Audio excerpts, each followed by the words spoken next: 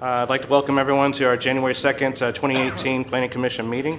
Before we get started, I'm going to lead us in the Pledge of Allegiance, and Mr. Covert's going to lead us in the invocation. So. I pledge allegiance to the flag of the United States of America and to the republic for which it stands, one nation, under God, indivisible, with liberty and justice for all. Let us pray. Father, we thank you for travel mercies returning from the holidays. Lord, we thank you for everything that you've given us. Let us never forget to count our blessings. Lord, we ask that you be with our U.S. government, our city government, state government, Lord, as we make decisions headed into the new year that would be honoring and pleasing to you. In Jesus' name we ask. Amen. Amen. And thank you all for joining us this evening. And I'll call this meeting to order. If we can do roll call. Gary Compton. Here. Roy Covert. Here. Phoebe Haney. Here. Shannon Mueller. Here. Peyton Parker. Here. Kevin Parsley. Here. Aaron Pinato. Here. Brian Powell. Here. Dale Tyler. Here. And do we have any questions of the December meeting minutes? Motion to approve. Second. Motion by Mrs. Haney, second by Mr. Powell. All in favor say aye. Aye. Any opposed? All right. First item on the agenda, public hearing, proposed amendment to the Springdale Code Ordinance, Chapter 130 zoning ordinance to amend Article 3, Section 3 zoning map adopted to replace the existing zoning map by reference, presented by Patsy Christie. We have over the years maintained our official zoning map on an atlas with about 36 sheets in it. And it's really getting to be quite complicated in keeping up and reprinting a new sheet every time we have rezonings. And y'all know we've had several of them. And we do keep it updated on the electronic version, and we just need to keep a hard copy that has to be on file. What we're proposing is going into a new system where the city is divided into 4 quadrants. So we have 4 sheets to keep track of on as a printed official map rather than 36 quarter section sheets. And at the same time, we would be making all of the park-owned property listed as P1 or public property. And those are the only 2 changes that we're proposing to make at this time. You guys probably didn't even know we had 36 sheets that we have to keep up with, because not too many people know that other than those of us who work with it every day, and they're kind of hard to deal with and they're hard to keep up on a regular basis. So that's basically what we're changing with this amendment to the ordinance itself. So, Any questions or comments from the audience? what you see online will be the same as you've been seeing online. It just gives us something at the staff level different to work with. Okay. It's to the commission. Make a motion to send forward to council for approval. Motion by Mrs. Haney, Second. second by Mr. Covert. Compton. Yes. Covert. Yes. Haney. Yes. Mueller. Yes. Parker. Parsley. Yes. Pinato. Yes. Powell. Yes. Tyler. Yes. Amendment passes 9-0. All right, so tabled items, B 17-66, Harrison French and Associates, 4870 Elm Springs Road, variance for modification of sign ordinance, presented by Sarah Smith.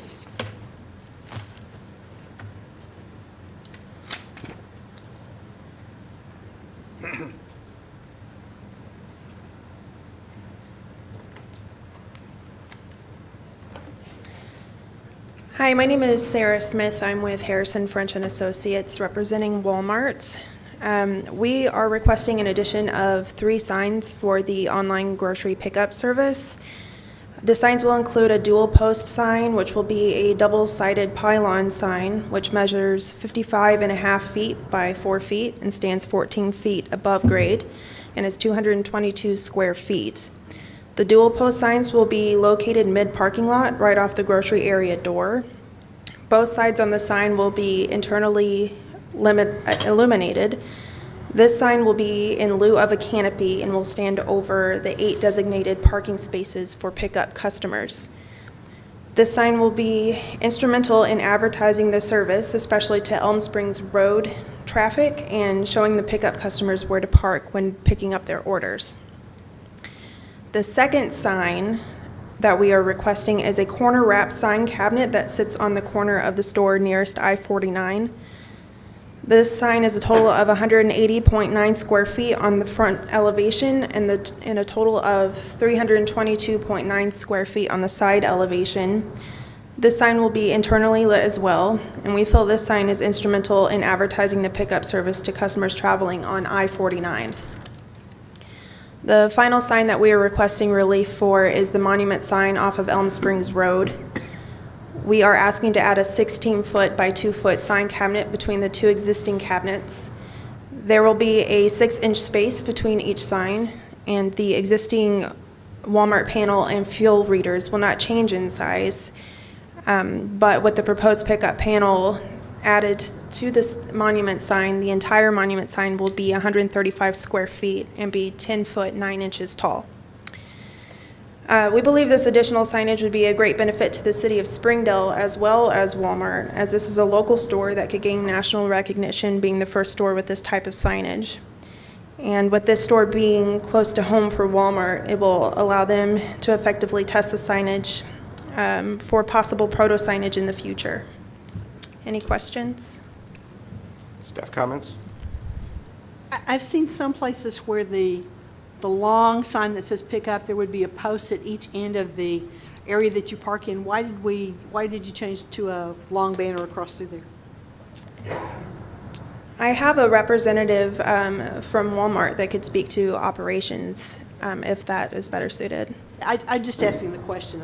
It's to mark the space that you come to in the middle of the lot, correct? Correct. Those that, are you talking about the dual post sign? The long one there that's in that picture In right the over corner? there. Uh-huh. Yes, those stands over, just like a canopy would have.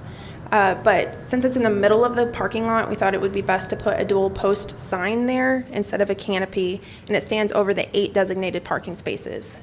Rather than just putting a post on each end of the parking bay itself. And Correct. not the banner all the way across. Correct. This will put the banner across, and it calls attention to those parking spaces. Seems like a big sign in the middle of the parking lot, yeah. I have a question about sign A, the largest one with the arrows. Do the arrows, is that moving? No, that's stationary. It's not a moving sign. How much taller is that sign than the rest of the roof line? Because it looks like it goes up quite a bit. That sign is, I mean, this is the corner that will be seen from the highway, right? Correct. Also covers up some of the air conditioning units on top of the building too, with that corner.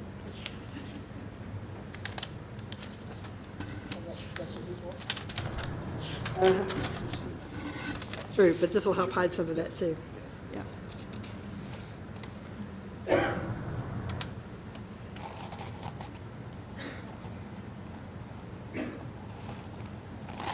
the sign itself is 13 feet, 6 inches above grade.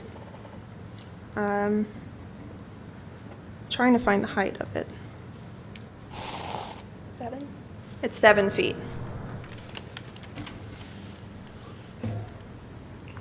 And it's existing right now is, That sign isn't currently there. okay.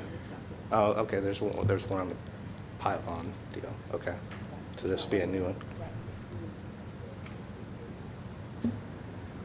And so that's all Walmart property anyway, where the McDonald's is and everything right there. Okay. Any questions or comments from the audience? It's to the commission. So I've got, on this dual post pylon sign, I just feel like the other two signs I don't have a problem with, but that one, being in the middle of the parking lot there, I just don't see it fitting in. It almost looks more like a, you know, as far as aesthetically being an issue for me. Is that something we can vote on separately? We have to take them all together?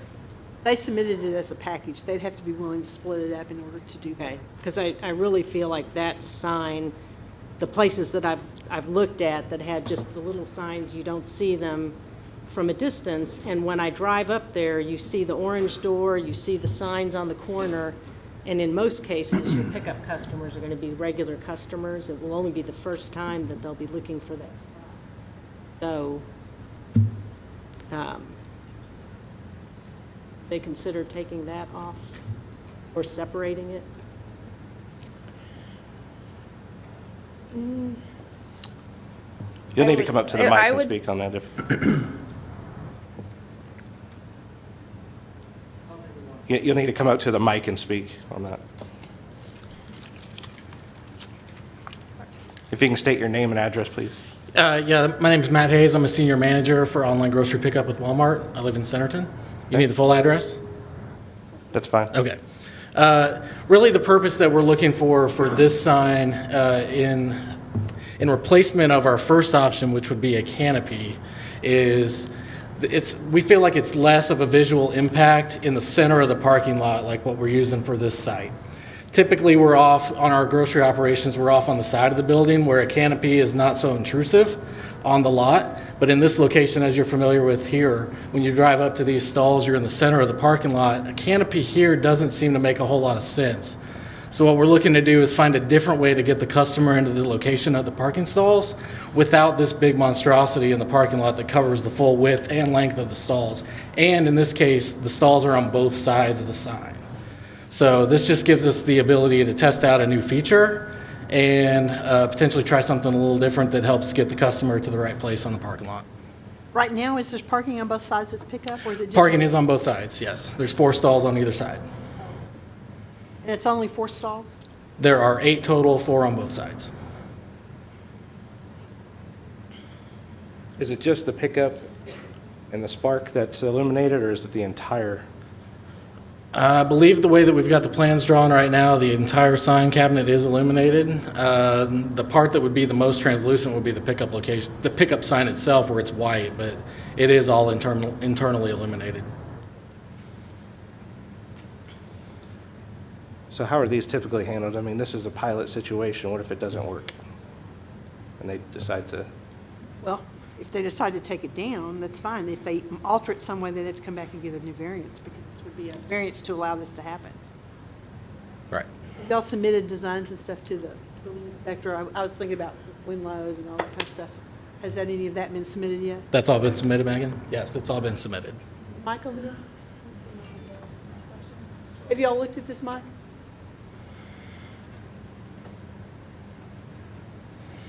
Look at this package? Yeah, this, Yes, ma'am, with you, and when we met with Harrison French, we looked at all that. Okay. And obviously, it's not compliance, that's why we're here to get the variances.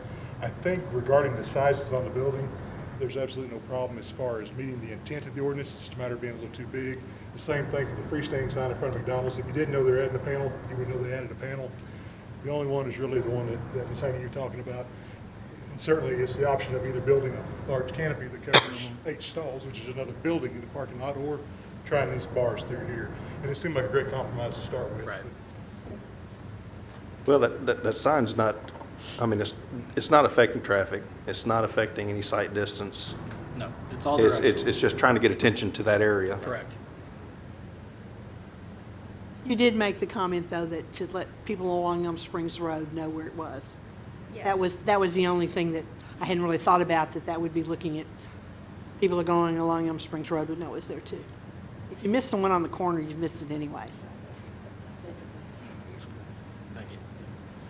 any other questions or comments from the commission? And where, you want it to go forward as a package? completely Correct. as submitted. Okay. This will be a call for the vote. Call for the vote. Call for vote by Mr. Powell. Covert, Recuse.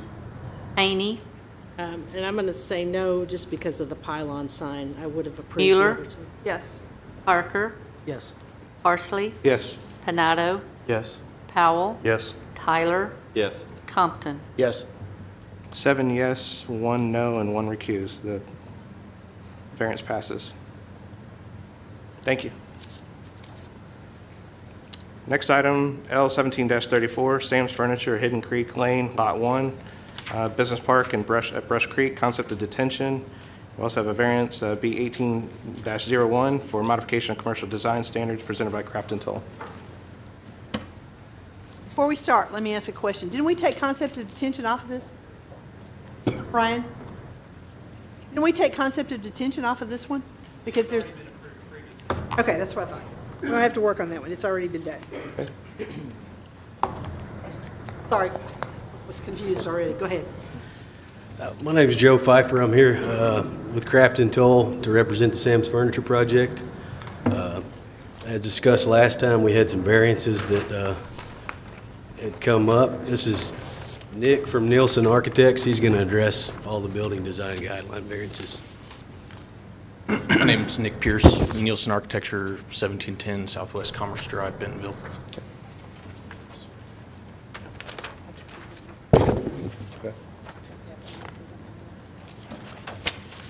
Staff comments? Yes, please.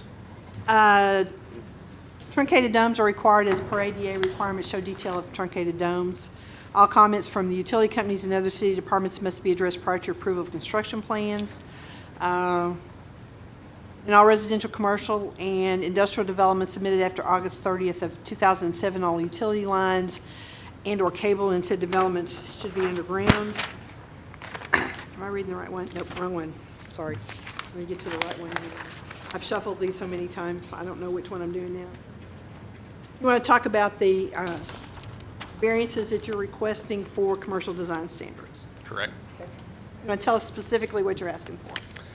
Primarily, it's the materials. We're proposing a accent metal panel that's going to be taking the place of more than likely what would have been an ephes. Really, we're doing this for some economy's sake on here. I think it's also going to be a pretty attractive, a little bit more modern looking building. The client wanted something that was similar in appearance to his existing building, but different enough that it went with his idea of having a discount furniture outlet. That's kind of the idea behind this. We want it to be nice, but not overly nice, but then also we know that it's a kind of prominent location for you guys in Springdale too, so having it be an attractive enough building that, you know, it doesn't shed bad light on that part of the highway. The panel that we're proposing is a 7.2 rib panel. It's a custom rolled metal panel, heavy gauge, good material, high quality building material. Honestly, we think it's a superior product to most ephes systems.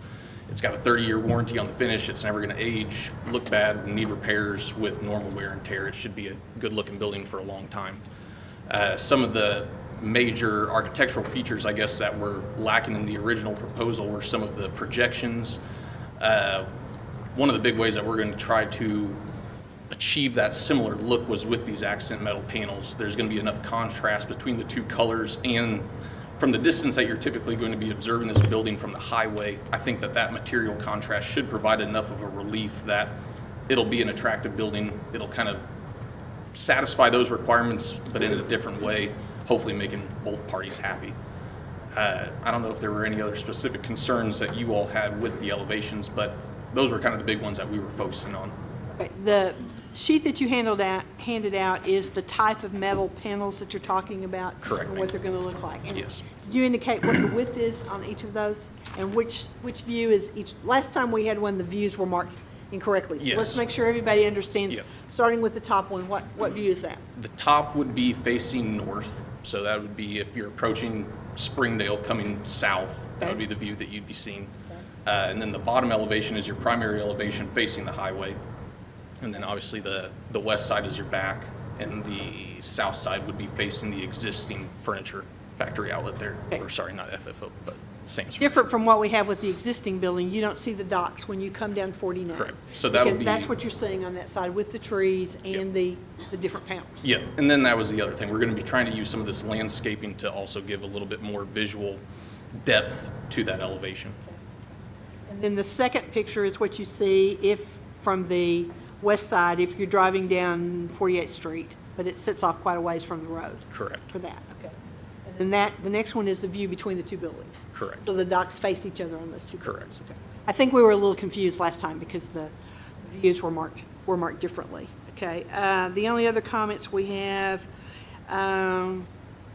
the site area of disturbance is greater than a half acre, a grading permit application is SWIP delineating all anticipated disturbed areas, a plan in those areas to achieve final stabilization, a dust control plan, and appropriate BPMs designed to control dust, and appropriate fee as shown on the application must be submitted to the City of Springdale Storm Manager for review prior to receiving a final plan approval.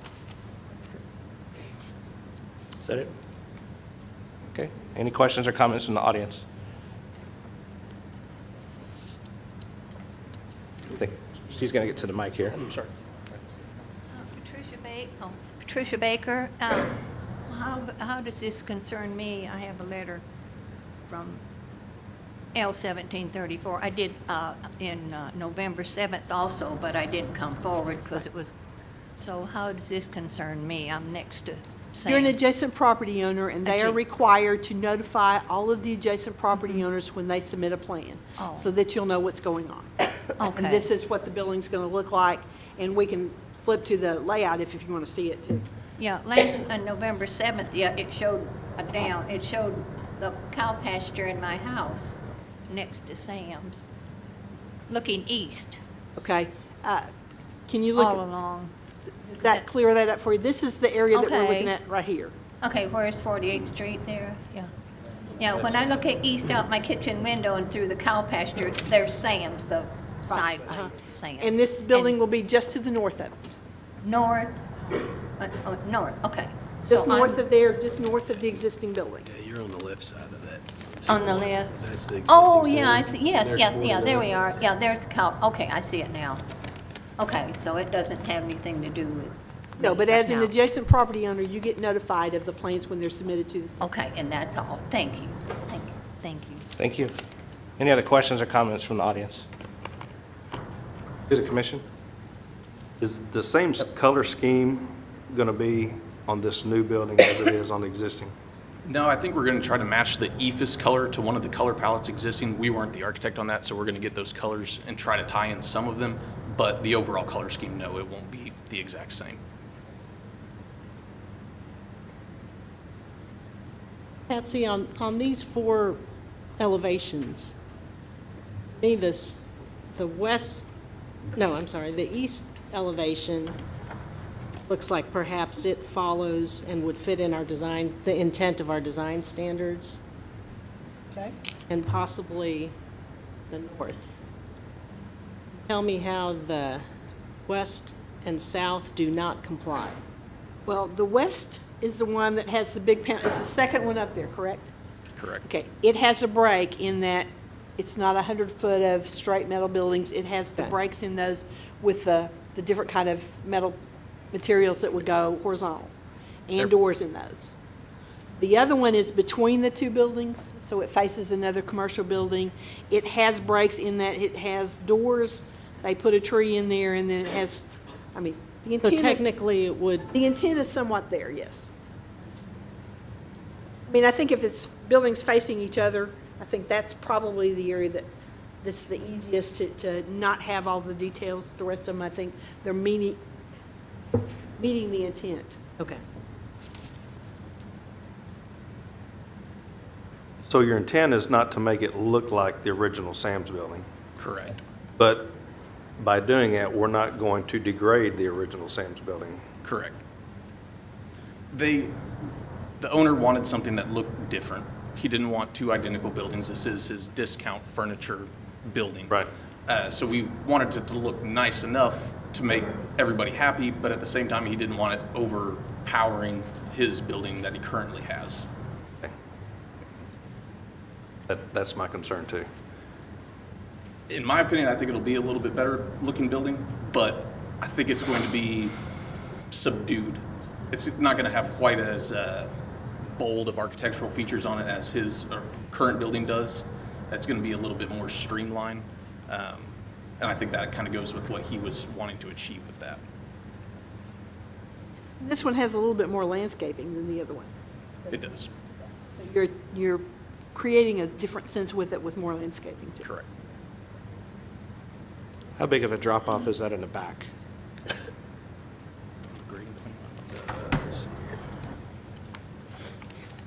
If I remember, the original excavation that was done there had quite a bit of buildup of the dirt. Built the back elevation up it's- quite a bit. Let me find it.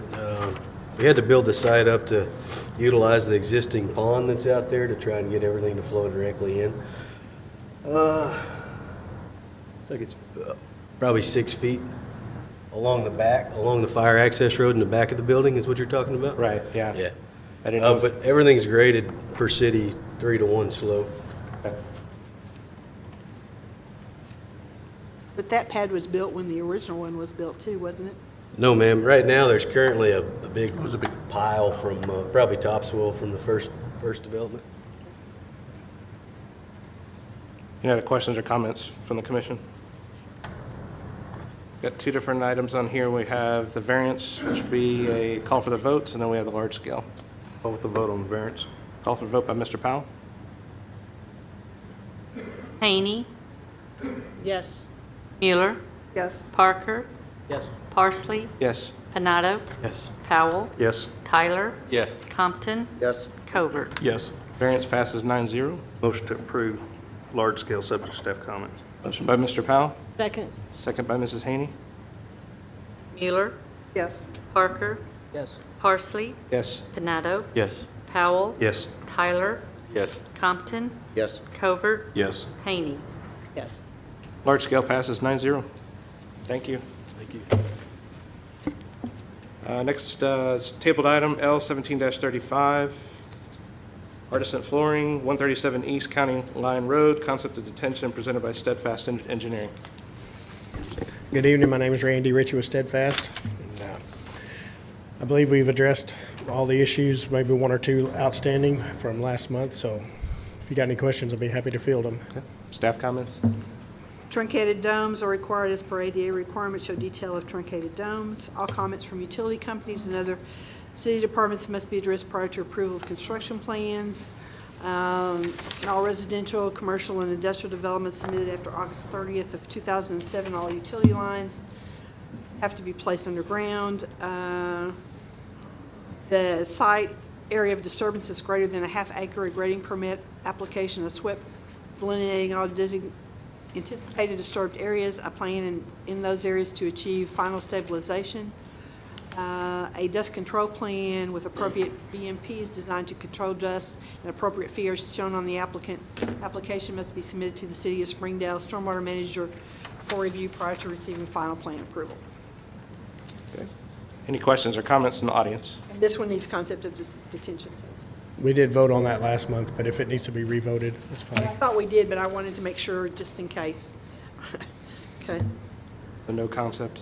Yeah, concept has already been approved. Yeah. It's to the commission.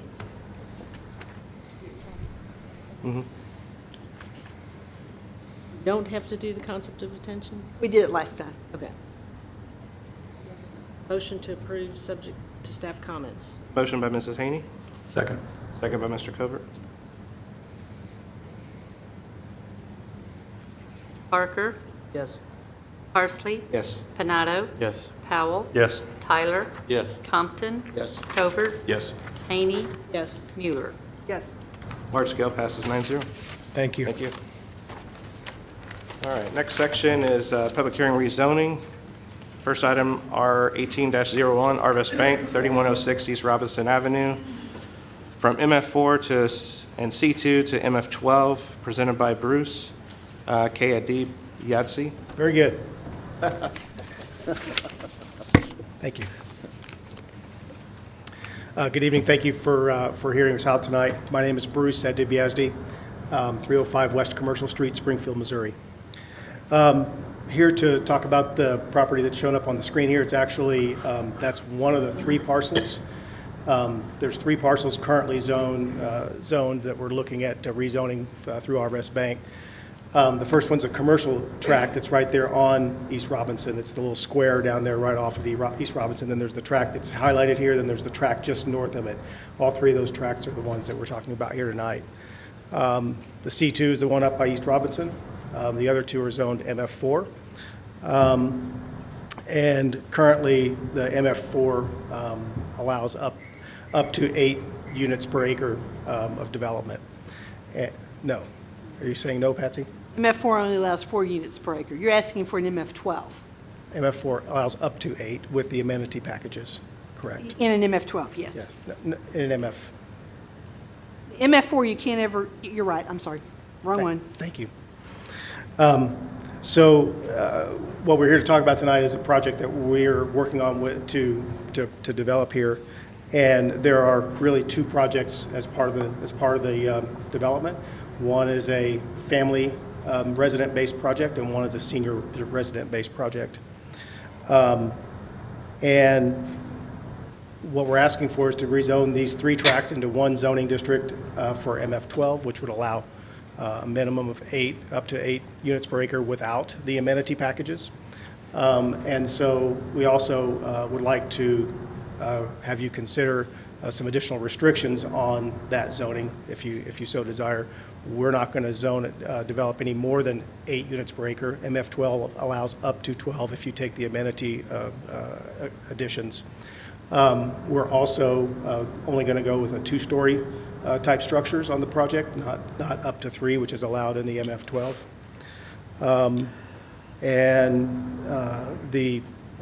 So I don't know what all handouts we have here. Do we have another sheet on this that shows what was submitted? No. We're not rezoning this property just for your project. Oh, okay. We are rezoning this property to an MF12 zone, which would allow this kind of development, not specifically, and he has a project that he's going to submit with a large scale and that kind of stuff. That's correct. You have to keep in mind that if he walks away tomorrow, is an MF12 with the standards that we have in place still acceptable for this piece of property? And he is correct. In an MF12 zone, you can only put 8 units per acre without any additional amenities to meet the incentive package to go all the way to 12. So right now, we would be rezoning it for a minimum of 8 units per acre. The comprehensive land use plan indicates commercial use for this area, so this is kind of a transitional zone between that and the residential in the area. The rezoning request is in keeping with the following goals and policies of the comprehensive land use plan and is recommended for approval. Protect the positive aspect of neighborhood character throughout the city. Encourage the development of a variety of housing types appropriate to the size and income of all households living and working in Springdale. Multifamily housing should be developed at a density and scale that is compatible with the surrounding neighborhood and available utilities and roadway capacity.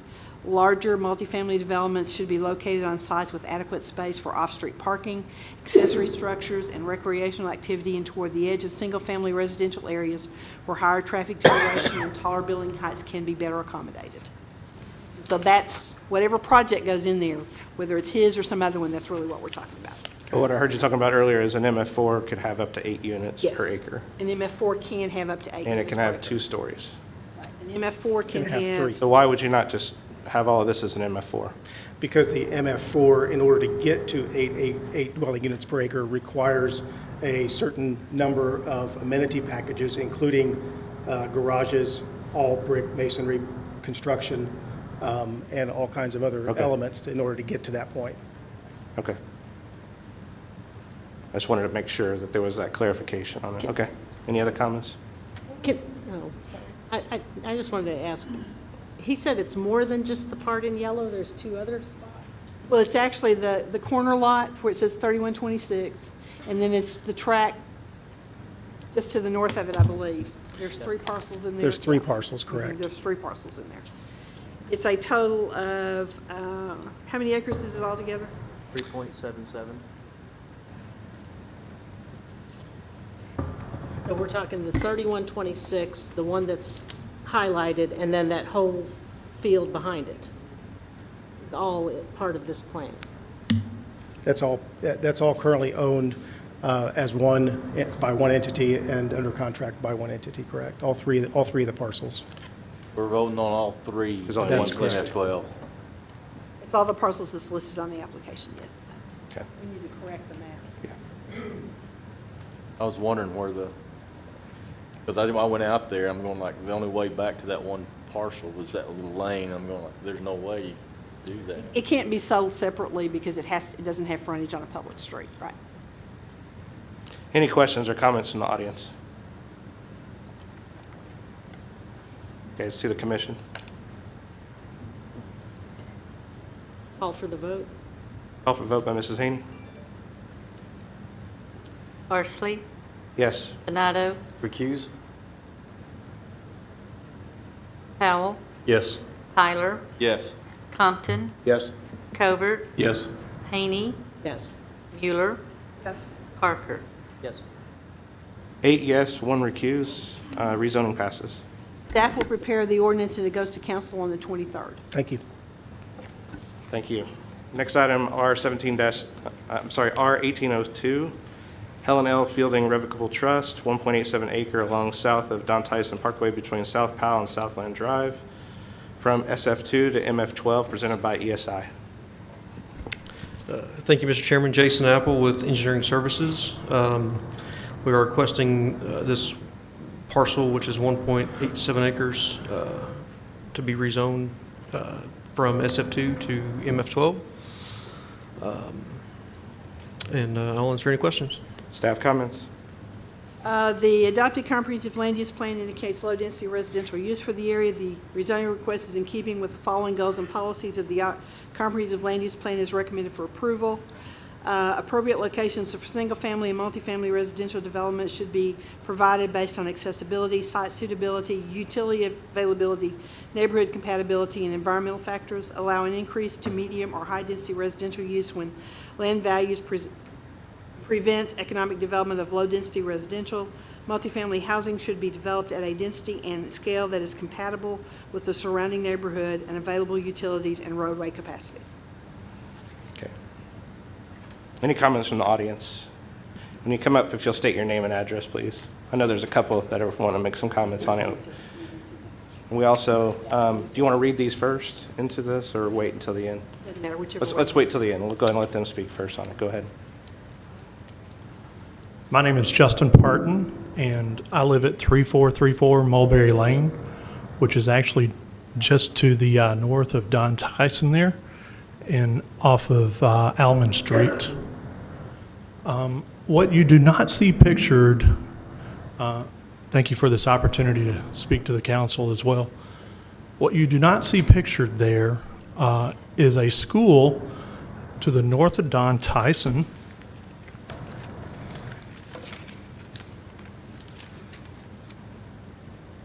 by the name of George Elementary. That mic's too low for me.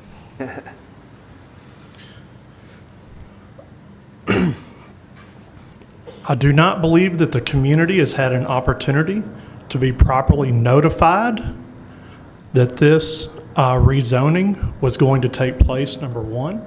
I would like to know what those requirements are. That image is not correct. There is a house that is being constructed on the southwest side of that property adjoining it. I would challenge the people that are presenting tonight to prove to me that they have notified sufficiently the people that own that property to the southwest side, and I believe that is 3707. I really can't see that well from here. So this image is not correct, number one. It's a very nice house. To the northwest is the Renaissance community, which is a very nice single-family residential neighborhood, as is ours. My wife and I refinanced that home with the knowledge of the surrounding properties being single-family homes. This is completely inconsistent with any of the other properties that I know of that are adjoining it. I have safety concerns for Don Tyson and South Powell Street there at that intersection. There are multiple wrecks there. I personally have seen at least 2 accidents there in the last 4 months, with one of those being a motorcycle, which a man was nearly killed. I have questions about how this would affect the neighborhood quality, and I would challenge everybody on this board that if you purchased your home with the intent of your home being by multifamily residents, would you continue to want to live there? It's a very personal decision, and it has the potential to negatively impact your property values. And it could affect the quality of your school system.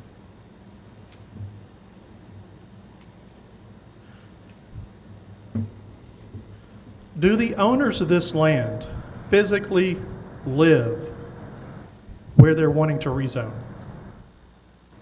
Do they have land that they live on that this has the potential to financially impact?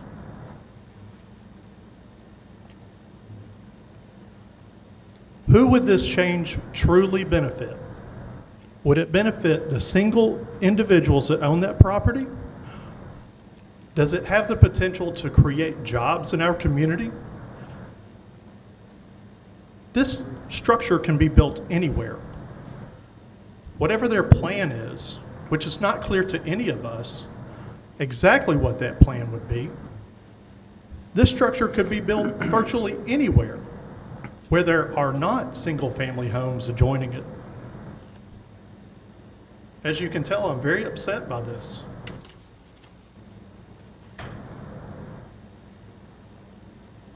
Yeah, I was going to ask, I'm going to have her start to address some of the questions that you brought up on there. So the first one being as far as the notification. They are of- required by ordinance to provide us with a certified list of all the adjacent property owners all the way around. We have a certified list. They send a certified return receipt requested letter to each one of those adjacent property owners. That's as close as they have to. I have all of the certified lists here. I have all of the, they were sent out to all the adjacent property owners.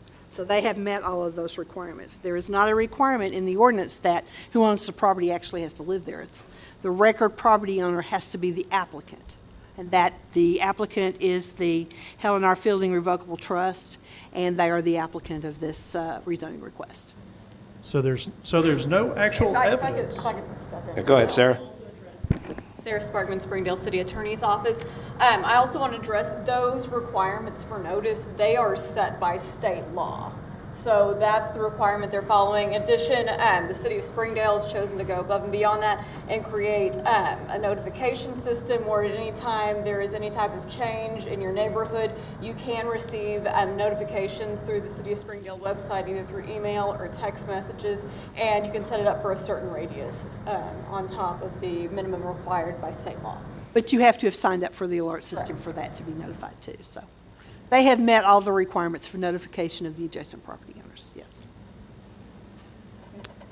And will you also just kind of elaborate a little bit more as far as you had stated as far as from the planning department that this is recommended for approval, but a lot of times this is based off of as far as the ingress, egress, and the master planning as far as the city is concerned and so forth and that whole piece. And it is a location that has access to a major major collector street on the north side that, and we would look at limiting the access to that.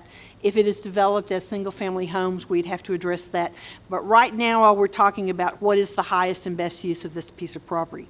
Is it for a density higher than 4 units per acre? And should it be allowed to have multifamily structures? And a MF 12 allows for duplexes and triplexes. Is that an appropriate, in townhomes? Those are the kinds of things that would be allowed to be put on at this location. The largest structure could be 4 or more. There is a height restriction, but in order to get 12 units per acre, they have to have amenities to go with it, regardless of who develops it. 8 units per acre is the maximum they can put on it without meeting the incentive packages. Those have to be done when we do a large-scale development plan for the project itself. And that's where we look at access. Where are they going to access it? How are they going to front it? What's it going to be done? What's it actually going to look at?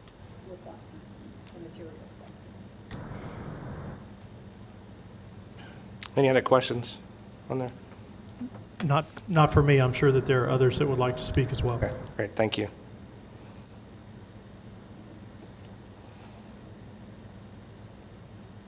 Collier Moore, reside at 545 Gascony, northwest of the property. And since we're talking about the ordinance, I think there's a technical flaw in the petition that's been filed.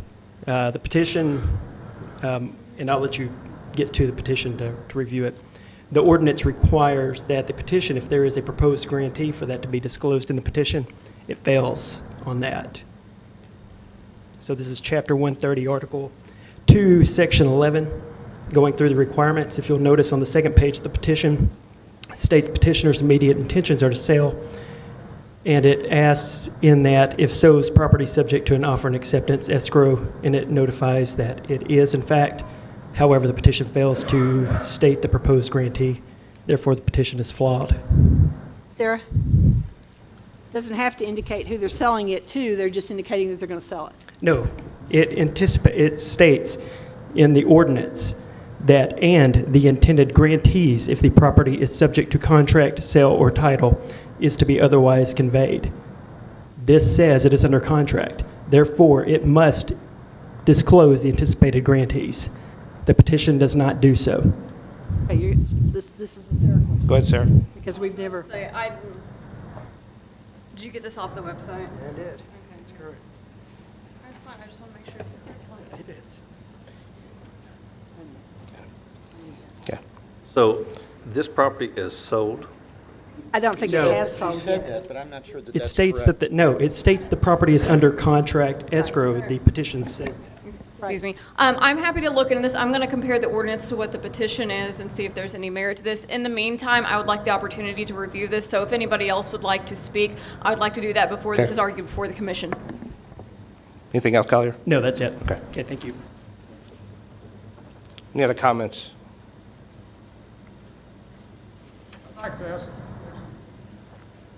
I'd like to follow up with this gentleman on where are the kids Would you gonna state your go? name and address, please, sir? Glenn Shackelford. Where are the kids going to go to school? I've got kids in my neighborhood that have to travel about 5 to 10 miles a day. They come to 7 o'clock in the morning, standing out in the cold waiting for a school bus. And I'd like to know where those kids are going to go to school. Well, The the kids assignment, in the neighborhood can't go to the neighborhood school. They keep pushing them further and further out. And on the other hand, I don't think we need that big of 12 families in that particular neighborhood. Everything for acres around it are single family.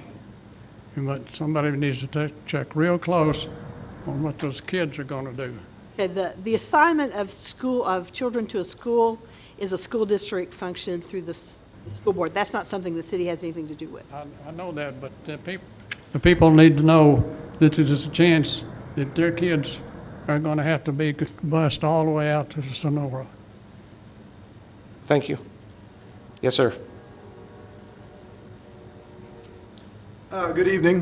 Jason Lance. I'm a homeowner on Sweet Gum Lane, directly north of this land in question here. And I just wanted to come tonight and state my opposition. I believe that the potential positive benefits of this will be severely outweighed by the negative portion, which a significant part would be possible decrease in home value. So please consider these things as you vote tonight. Great, thank you. Any other question? Go ahead. My name is Gene Hutto, and I live at 3433 Sweet Gum. As you can see from the drawing, these are all single-family houses around. And I'm not familiar with the zoning laws really, but if this is going to be like an apartment complex, I would fight it tooth and nail. And I'm sure the people that are building a new home just beside it will fight it tooth and nail too. You don't have to be a rocket scientist to know that when you put up an apartment complex, you're opening up opportunity for drugs, gangs, prostitution, anything else that goes along with it, which is what we've got some of now in this city, and y'all know that too. So I'm totally opposed to it at this point. I don't know a lot about it because I just found out about it this afternoon. There was a sign up there, I understand, but it was on the ground. So I didn't know that there was a hearing until one of our neighbors called me today. Great. Appreciate you coming out tonight. Thank you. I can say that Aaron was out there putting the sign back up again. We check on those. Almost daily, every yeah. day. Okay. Any other questions or comments? We have a couple that were not able to be here, but we'll read these into the record. The first one is Heather LeBlanc. We were just notified today by several neighbors of a sign posted just recently nowhere near the property in question. We highly disapprove with putting multifamily dwellings across from our neighborhood because it will significantly reduce the value of our homes. Please take this into consideration in tonight's vote. Please vote no for the rezoning. The other one is from Jamie Thompson. I oppose the property on Don Tyson and Powell to become rezoned multifamily because it will be detrimental to our, one, property values, it will go down, two, population to an area that is growing rapidly, and streets and law enforcement can control speeders and wreck and fences being hit constantly. Extremely busy intersection to add more problems at this light. We have many vehicle wrecks. It is a drag race strip. Trail is becoming more populated as more chances of people being hit by bicycles. We have already had multiple people hit due to the car speeding and extra traffic. Okay, thank you. Sarah? Sorry, it's taken me a hot minute to pull up everything. If you wouldn't mind, maybe can you go on to the next item on the agenda, and then I can get an answer to you in a moment? Would that be a problem? I mean, we can sit and wait, but it's taking a bit for me to get everything pulled up that I need. I have just a couple questions I could ask now. Yeah, we'll go ahead and do a couple of questions. I'll go ahead and have it to the commission. I'm just, Go ahead, Pete. I'm just wondering, and I also think that this might be a good time, when we've talked in the past about creating a PUD that could be less than 10 acres, so that, because it is, I get it, it's a big jump to go from SF2 to an MF12 when nothing around it is SF2, but I also understand that with this being an infill lot and where it's at, it has to be economical somehow to develop it, so you have to be able to put more than one house on this lot, most likely. So is there a zoning between the SF2 and the MF12 that could maybe still accomplish Well, both? It just seems like, I don't know, it just seemed like a big jump that we maybe normally, I get the ingress and egress and trying to make it to where you could put multiple units on this so that somebody could build something there. But I also understand the concern, so I didn't know if there was a different way to kind of meet in the middle. quite honestly, I have not met with the people who are looking to develop it, other than I know that they want to put multiple units on it. They have talked to the property owner about requesting the rezoning before they buy it. I don't know beyond that.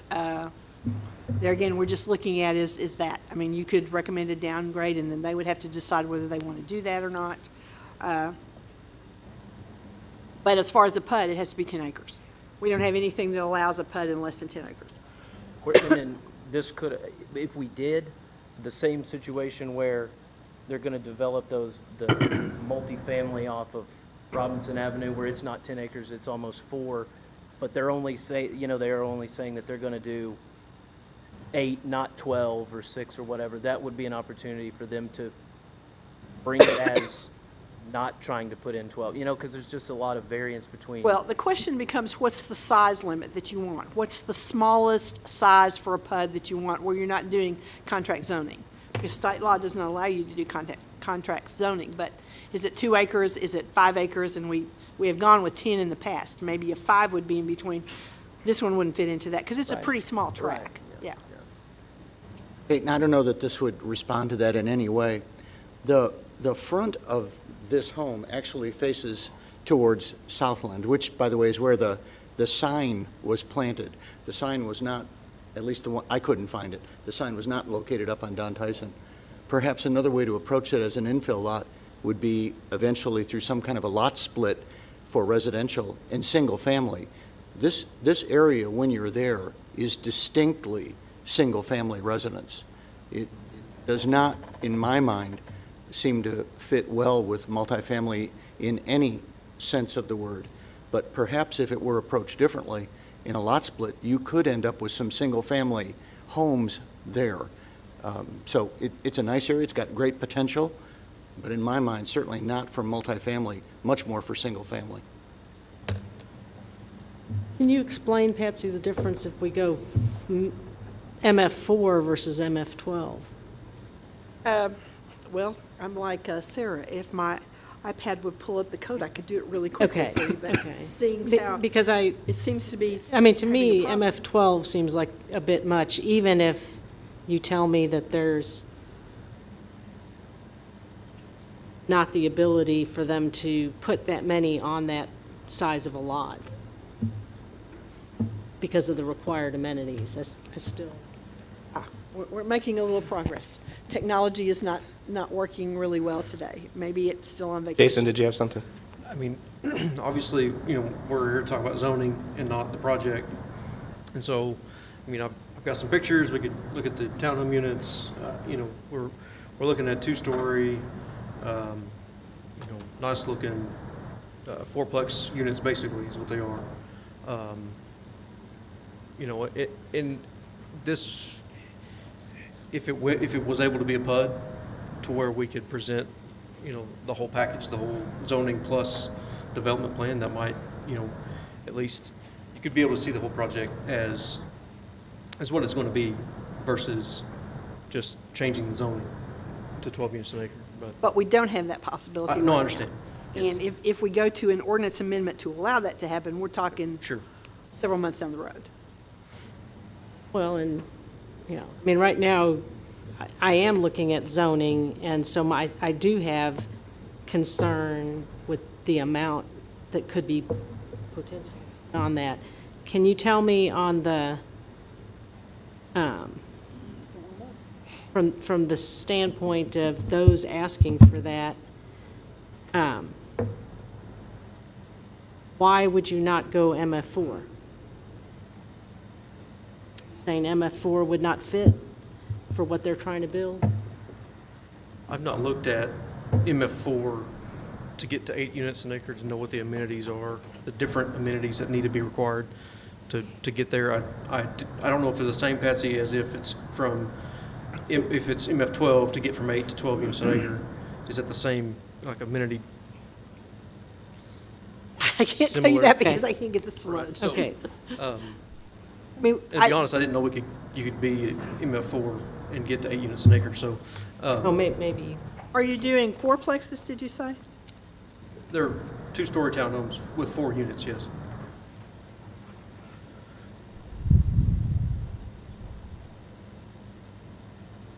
And MF4 does allow for a fourplex, but it has to have 18,000 square feet per unit. I don't know. 1,800? I don't know if that's what we're showing. I don't know either. Well, getting back to the point earlier, fourplex, 10plex, who cares? Because we're rezoning. So worst case scenario, MF12. That's what they're asking for. Worst case scenario, apartments. Worst case scenario, what everybody's thinking of, not the most desirable spot for an SF2, which, you look at Renaissance, and when they developed Renaissance, it's a beautiful area over there. And put something in like that, you're kind of defeating the purpose of what the residents in Renaissance and who developed Renaissance had vision for that area. Anytime you go above and beyond, I mean, you just drive out there and look, you drive all the way up and down that, and you're not going to hit multifamily until you go north of Georgia Elementary. Then you get into other housing issues up there, but you have apartments up there. South of the school is nothing like that, and I'm going against the wishes and the desire of the people who live there and the vision of that area to keep it a SF2, because Renaissance is a very pretty area. We're also basically voting that on the assumption that this place has not been sold, right? According to what I've read on our agenda. Right. And Right. if it's not been sold, we're going to, and when we do pass this, then it could be anybody. Anything. Anybody could be buying that property and taking it to the limits of MF12. Exactly. That's correct. That's correct. Well, you got to look at it. That's the way you got to look at They it. could take it to the max there and Using the And be city's. legal. Yes, using the city's design standards for multifamily. Right. If they can meet the design standards, once it's zoned to MF12, anybody can do it, regardless of who the buyer is today. Yes. They could have bought the property and then come in and asked for it. Would have been the same thing and sold it to somebody else too. That's always the case. I'm like Peyton on this one. I'd like to see what was going on. have an idea what I'm, We Can't do just don't that. have a way to do that. I understand. Yes, we don't have a way to do that because of the size of it, right? makes it tough. It's just tough because you have the stereotypes for multifamily, so it wouldn't matter if it was the nicest multifamily unit that you've ever seen. People hear MF12 and, I mean, But there are places that, I mean, there are places in the city where MF12 works. I mean, we just approved one. yeah. So, And given the right kind of development, this and MF12 could work at this location. We're It- just throwing it open it without. could, and that's a theory that's just out there. It's like you've heard me say when it's commercial, whatever you consider to be the worst thing, if that still works, we're good. In this case, it's got to be acceptable to have a maximum of 12 units meeting multifamily design standards at this location.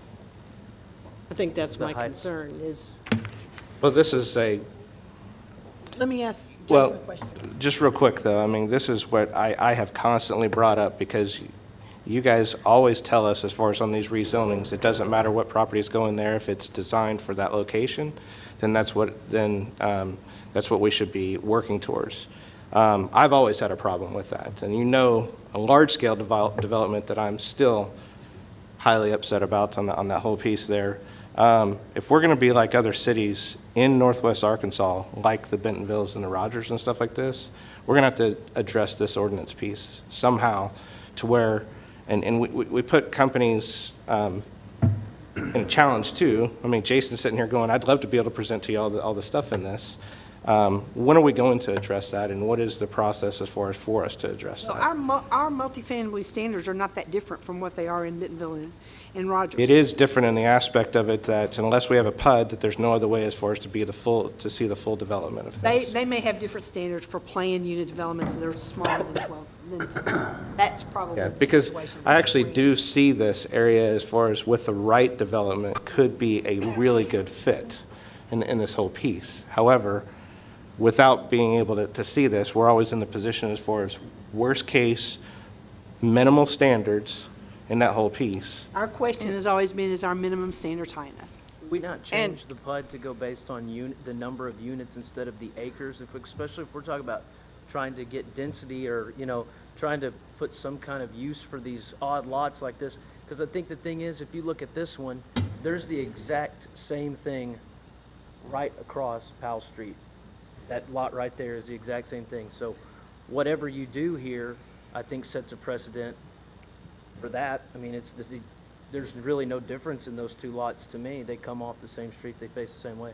And that lot across Powell's being developed right now. No. Sarah, did you have an update? Yes, it has been my opinion, and then my opinion of the city attorney discussing this. We believe that any defect that there may be in the petition regarding not having the information listed in the ordinance could be cured by entering that information into the record tonight. So if it's something that was not written on the petition and is needed, if they will disclose that information, that's the opinion of our office, then that is sufficient to be voted on tonight. Can you disclose that tonight? I mean, I don't have the name of the corporation that's got this under contract. I'm sorry.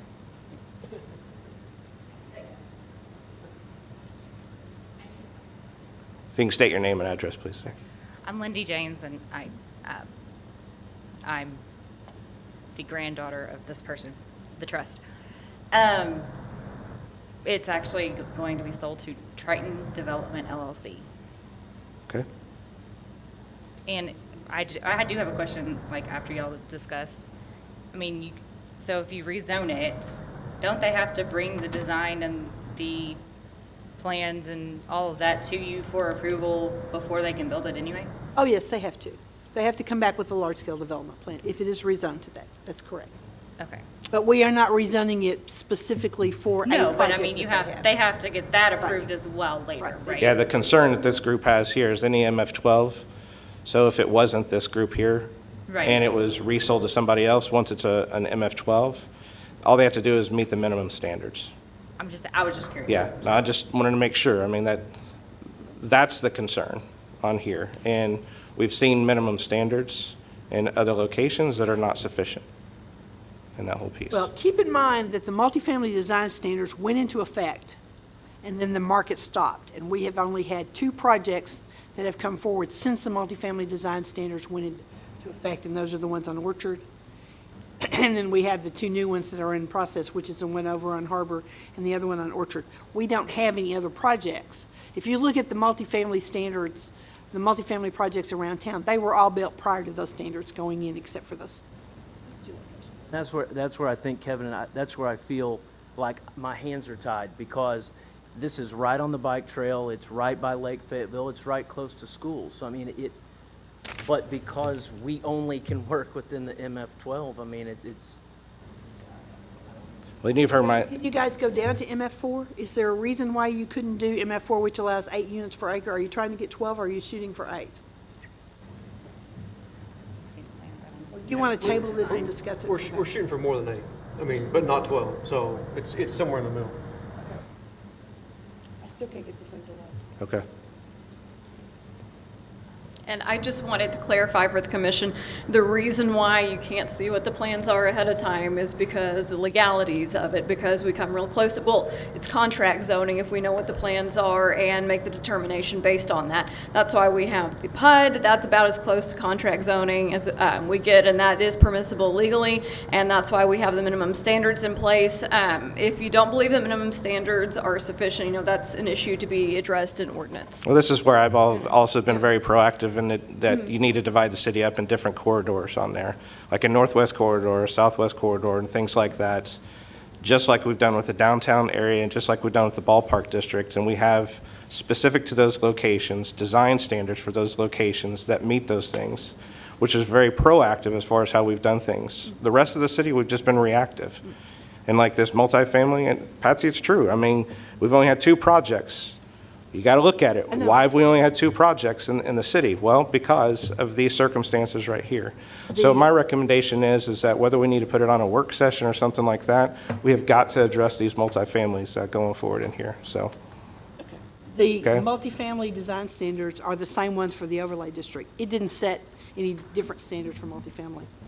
You have other things like form-based code and things like that have things that are different. So places there are multiple requirements. My only point is that this city has to get better about some of the other areas, especially where there's existing properties, to be able to protect those in that whole piece. So I'm putting those comments out there because we come to these every single time on here, and my recommendation is that we put this on a work session and we address this as far as getting something out there as far as an ordinance change on it, so. The question becomes, so what do we do with this rezoning request? If it is denied, they cannot apply for it for another year. Then they can withdraw it, they can ask it for us to be tabled, but if it is...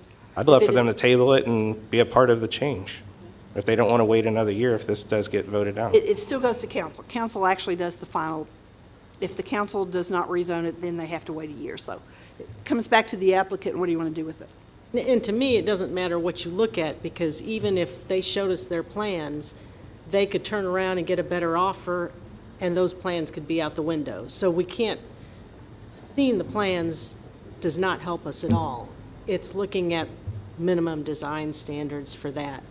And that's where, to me, if it was MF4, I'd be a little better about it. They're not going to change it on there.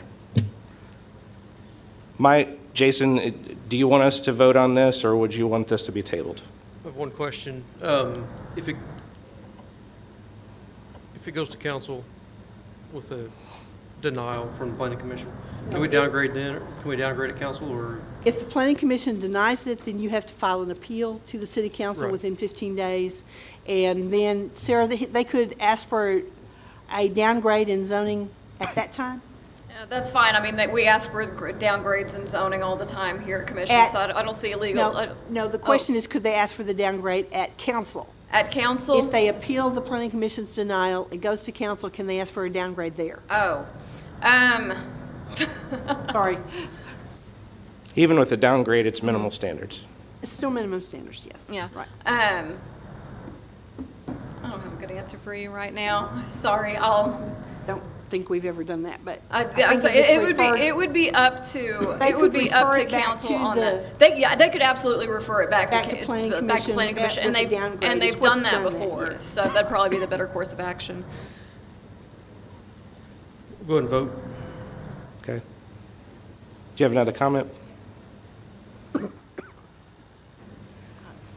I'm Teresa Roth. I also live in the neighborhood north on Mulberry Lane.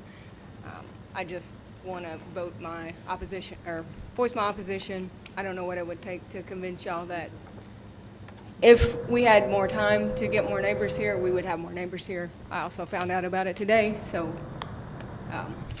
thank you. Thank you. Appreciate it. Collier, did you have something else? City's position that orally curing the petition is a proper remedy for having a vote on this. And I know that's your position, you've stated it. I want to state this, though. We're having a hearing tonight based on what's been filed in public record and based upon this petition that has been filed. Proper vetting of this situation is what's been addressed by the members here. What's being done with this property? I wish I knew what's being done with this property.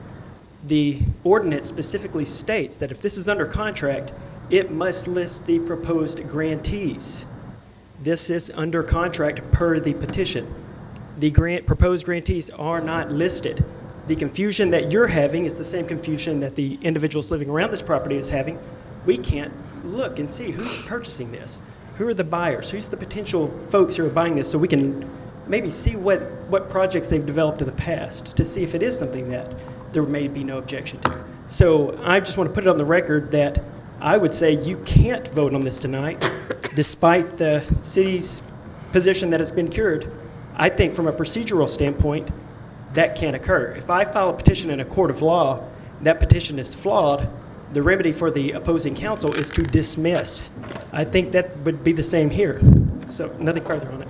Thank you. Actually, the remedy at law is you get the opportunity to amend the petition. That being said, I'm just providing advice, y'all.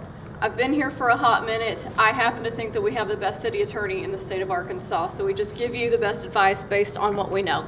If this was genuinely a concern, we would have been happy to discuss this ahead of time and taken any preventative steps to address any of those concerns.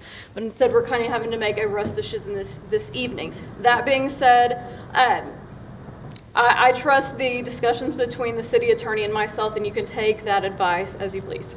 Thank you, sir.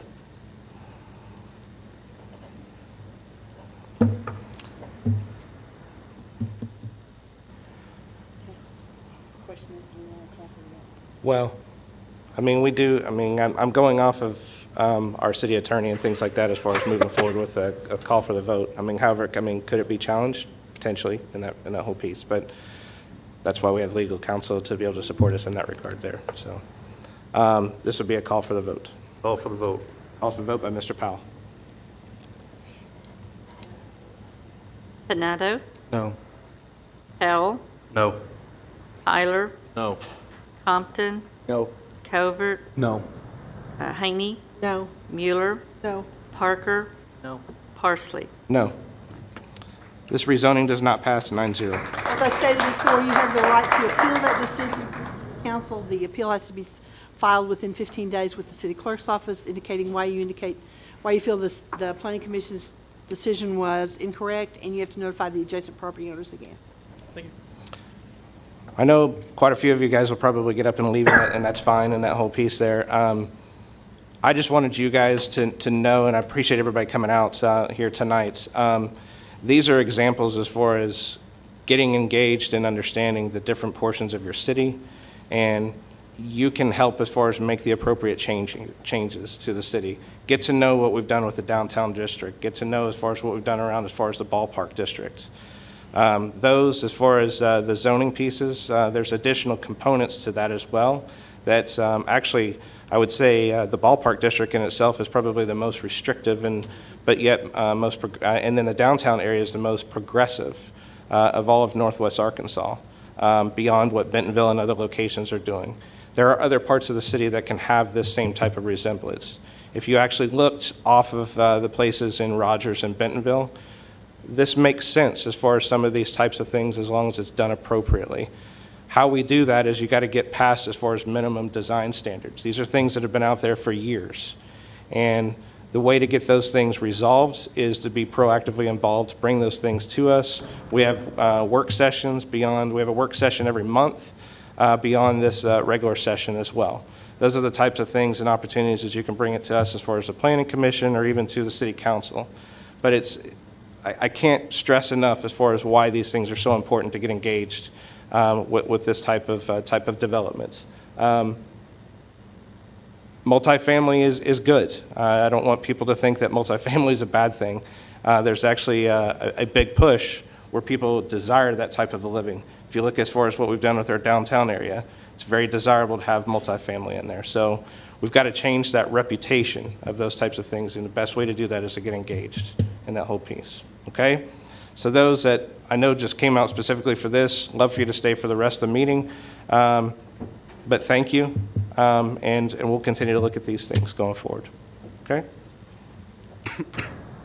Next section is conditional use.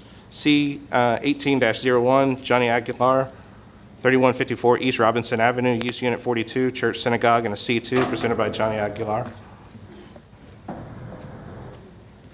I'm not Johnny, I'm Rocky Steele, 803 Crestwood Street, and I own that property, and Johnny he works for the gas company, so he's working overtime tonight, so he has sent a family member in his stead. Got it. Okay.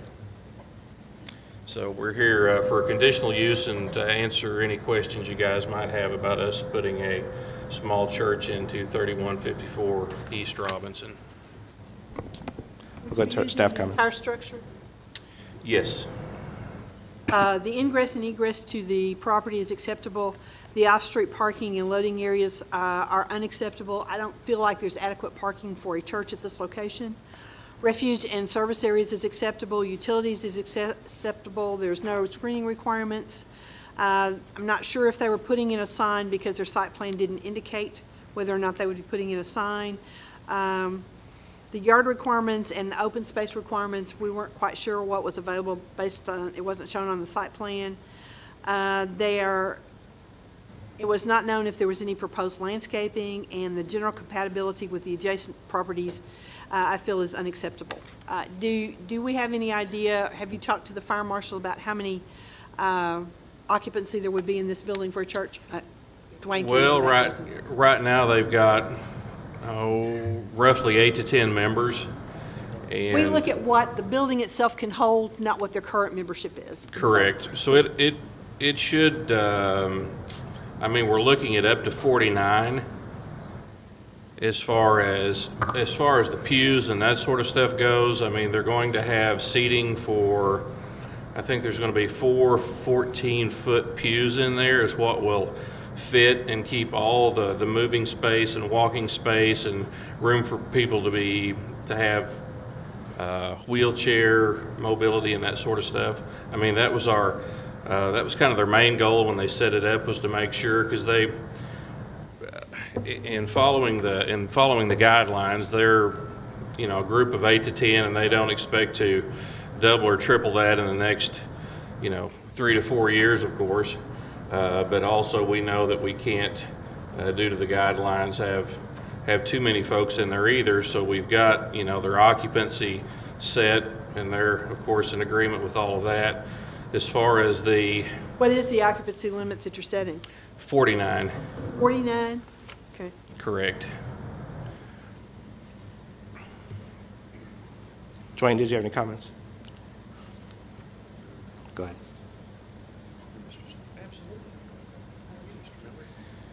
That's correct. We went in with a fixed seating plan.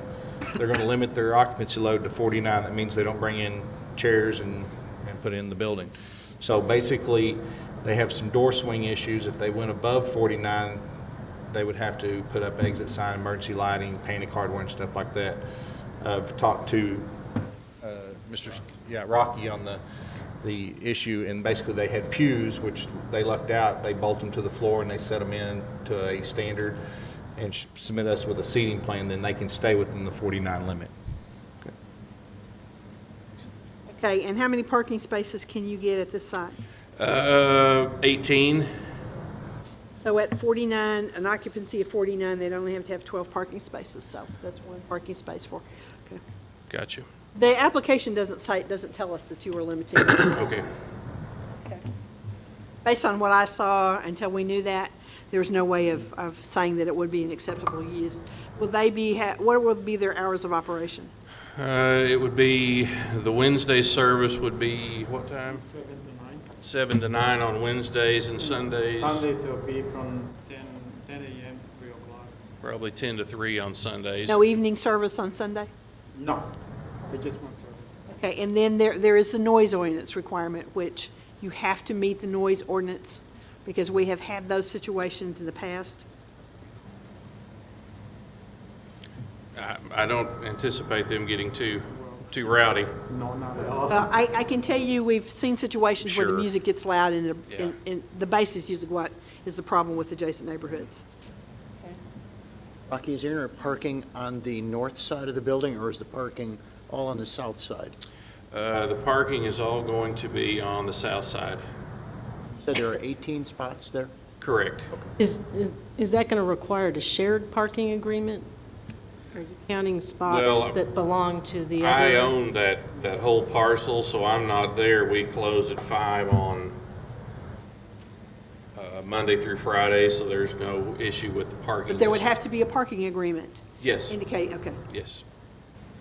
What's in the building, It's empty right now. and whatever goes in there would have to operate at the same hours if you're going to have a parking agreement. Yes. They have it on Wednesdays from 7 to 9 and Sundays from 10 to 3.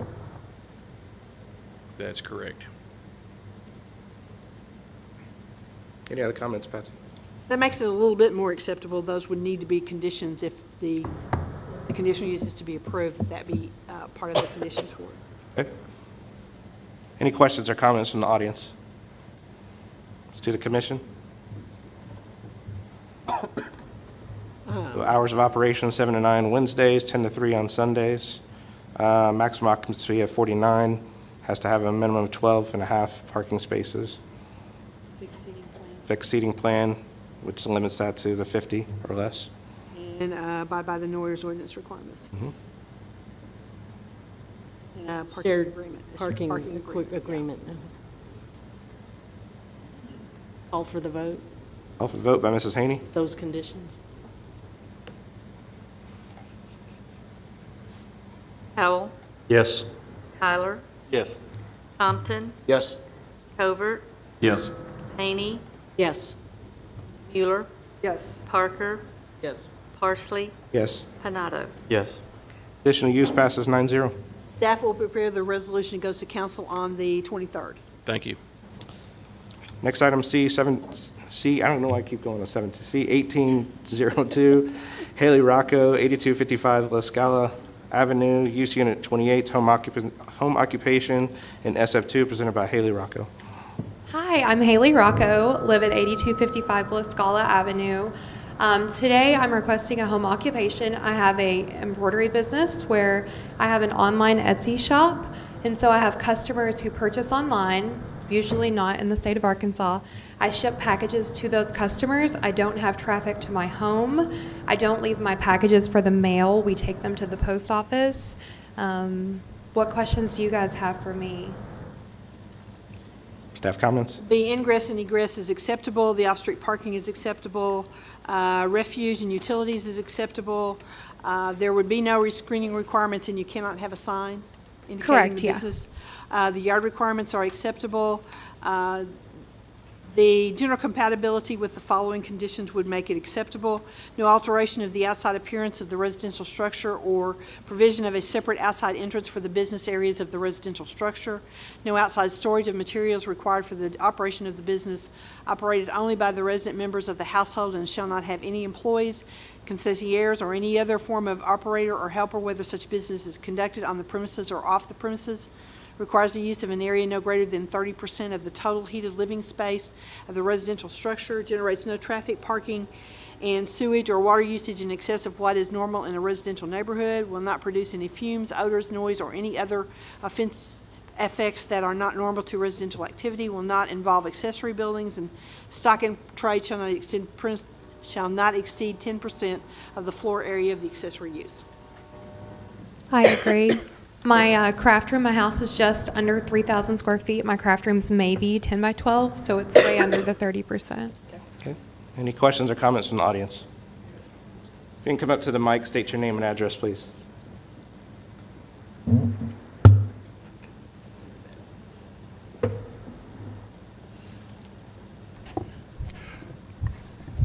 My name is Bill Schoonover, and I live at 8113 Buena Serra, which is in the Tuscany subdivision. The 8255 La Scala Avenue is also in the Tuscany subdivision.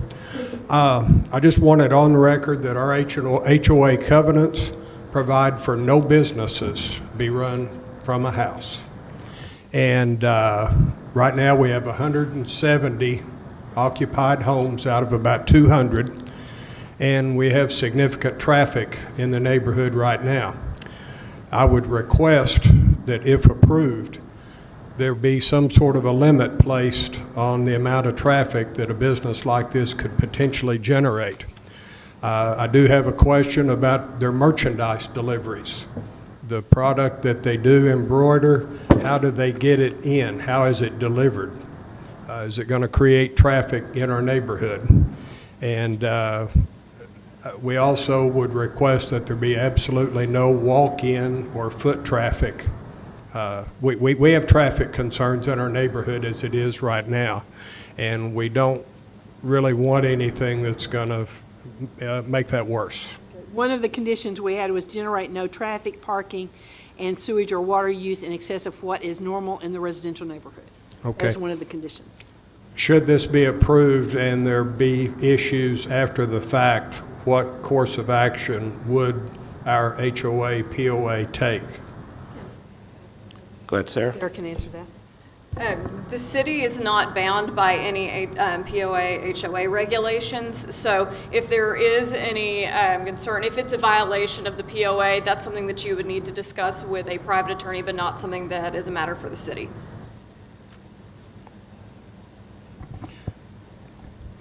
Well, I think the biggest concern of our residents out there right now is this going to generate any additional traffic? And I would like the question answered as to how they get their inventory that they work with. How is that delivered to this residence? Is it by big truck? So the material that I embroider are rain jackets from Charles River, also hats, and so those are delivered by FedEx, not like a semi-truck or anything. This is really just like an evening side business. I work for Tyson Corporate full-time. There's no traffic to my home. Okay, at this point in time, I don't have any other questions. Thank you. Thank you. Any other questions or comments in the audience? Let's do the commission. Call for the vote. Call for vote by Mr. Powell. Tyler, Yes. Compton, Yes. Covert, Yes. Haney, Yes. Mueller, Yes. Parker, Yes. Parsley, Yes. Panado, Yes. Powell. Yes. Additional use passes 9-0. Staff will prepare the resolution that goes to council on the 23rd. Do I need to be here for that? I would suggest you be here, yes. Do I need to turn these in? Okay. Thank you. Thank you. Thank you. Next item, C 18-03, Twyla Newton, 9075 West Wagon Wheel Road, tandem lot split in A1, presented by Satterfield Land Surveyors. I don't think they're showing. Okay. We'll go to the next item. Oh, okay, sorry. I was just informed last night that Satterfield was not going to be here, so I'm Twyla's husband, and I'm representing this. It's just a request for... Hang on just a second. Oh, sure. We have to know that you're authorized to represent him first. Because our authorization was for Satterfield to be here.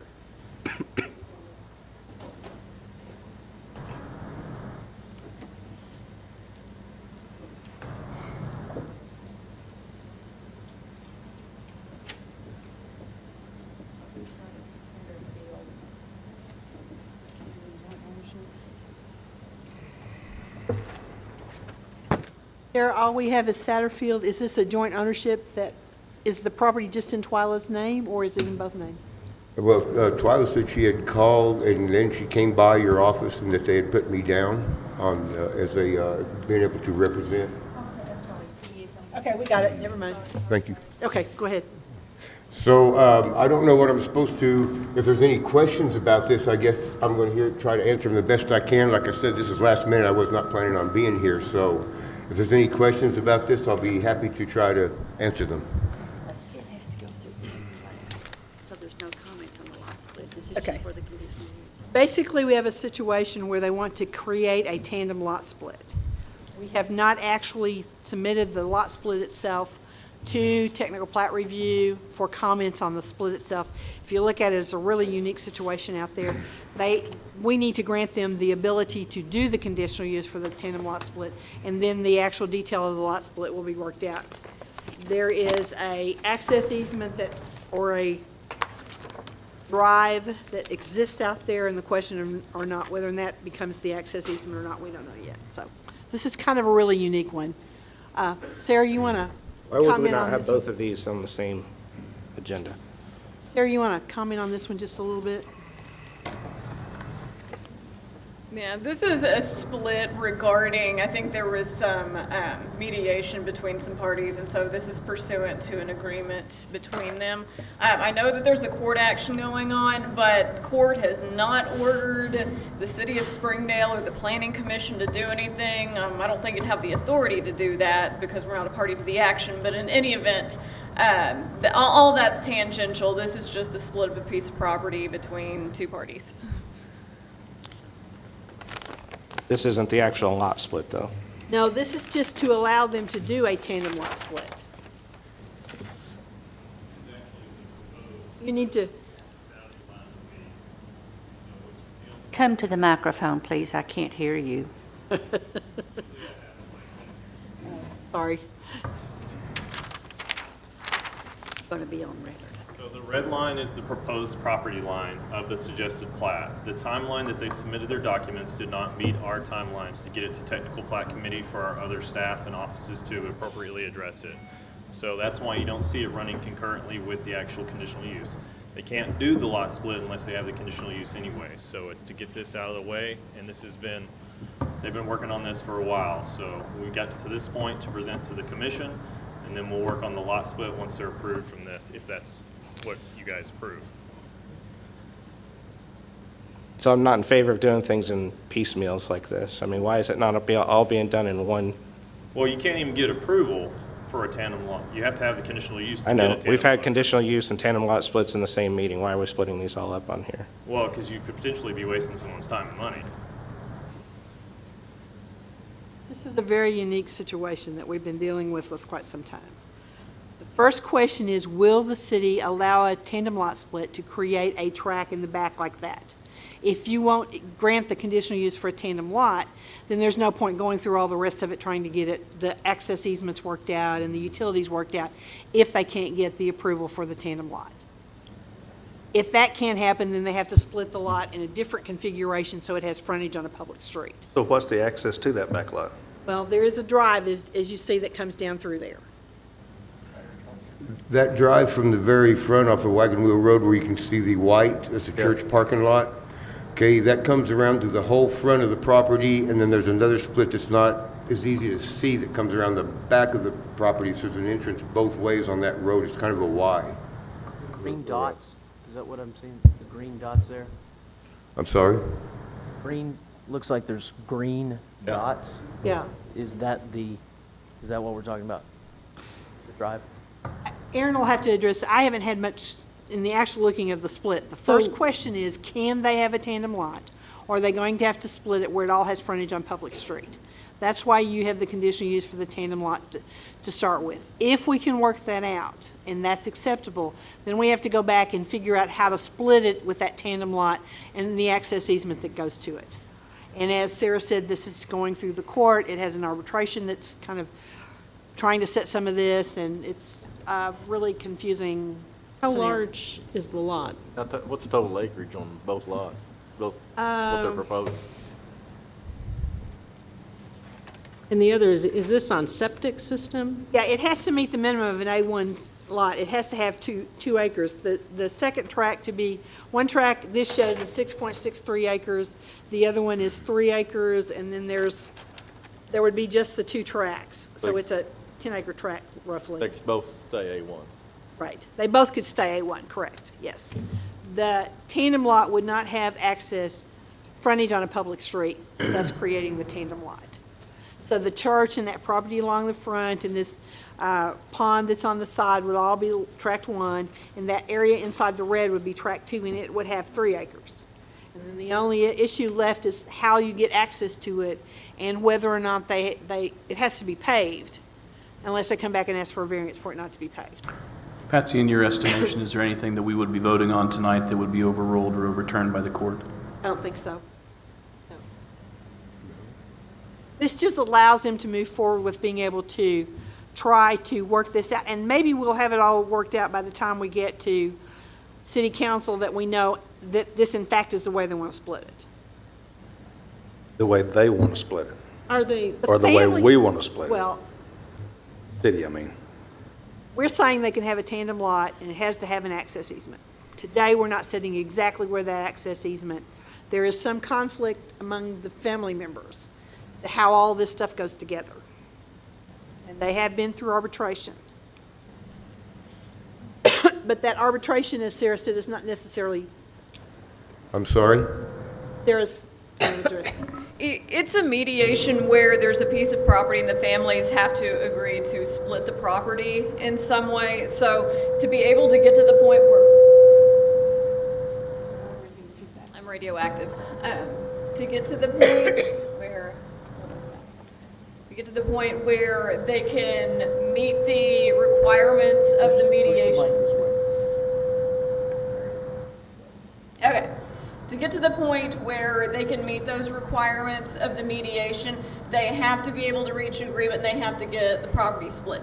We're not bound by anything on that. It's just between the 2 parties, but in order for them to reach that agreement and fulfill those conditions, they have to get something worked out that meets the city approval on that if it's something that requires city approval. The court action is just saying that there is a property dispute you need to mediate it out amongst yourselves. So there's no directive from the court specifically saying how this property needs to be divided. The court doesn't have any interest in that at this time. It just says it has to be done. But it's not on the city for those, between the parties. but if it doesn't have frontage on a public street of 200 feet for each lot, it has to have a conditional use for a tandem lot. And what they've talked about and what we've seen shows all of the property along the street would be in tract 1, and all of the stuff that is below the red line would have to be tract 2, which makes it a tandem lot. So if you grant approval for a conditional use for a tandem lot, that allows us to move forward with this, going through technical plat review to make sure we get all the easements worked out and the access easement worked out, so it can be a conditional use that is approved as a tandem lot. And if we can't get that, Then it's not split until we work that out. They'll have to come up with something else. so we're not going to be harmed, or the city's not going to be. We're telling them that if all of the conditions of a conditional use for a tandem lot can be met, the tandem lot you would recommend for approval. My understanding is the action we're taking tonight is just simply the first domino to get this started. Because if you're not going to allow them to do a tandem lot, they got to go back to square one anyway and figure out Because how this to is split it unique up. to this table. To this applicant is to allow it a conditional use for a tandem lot.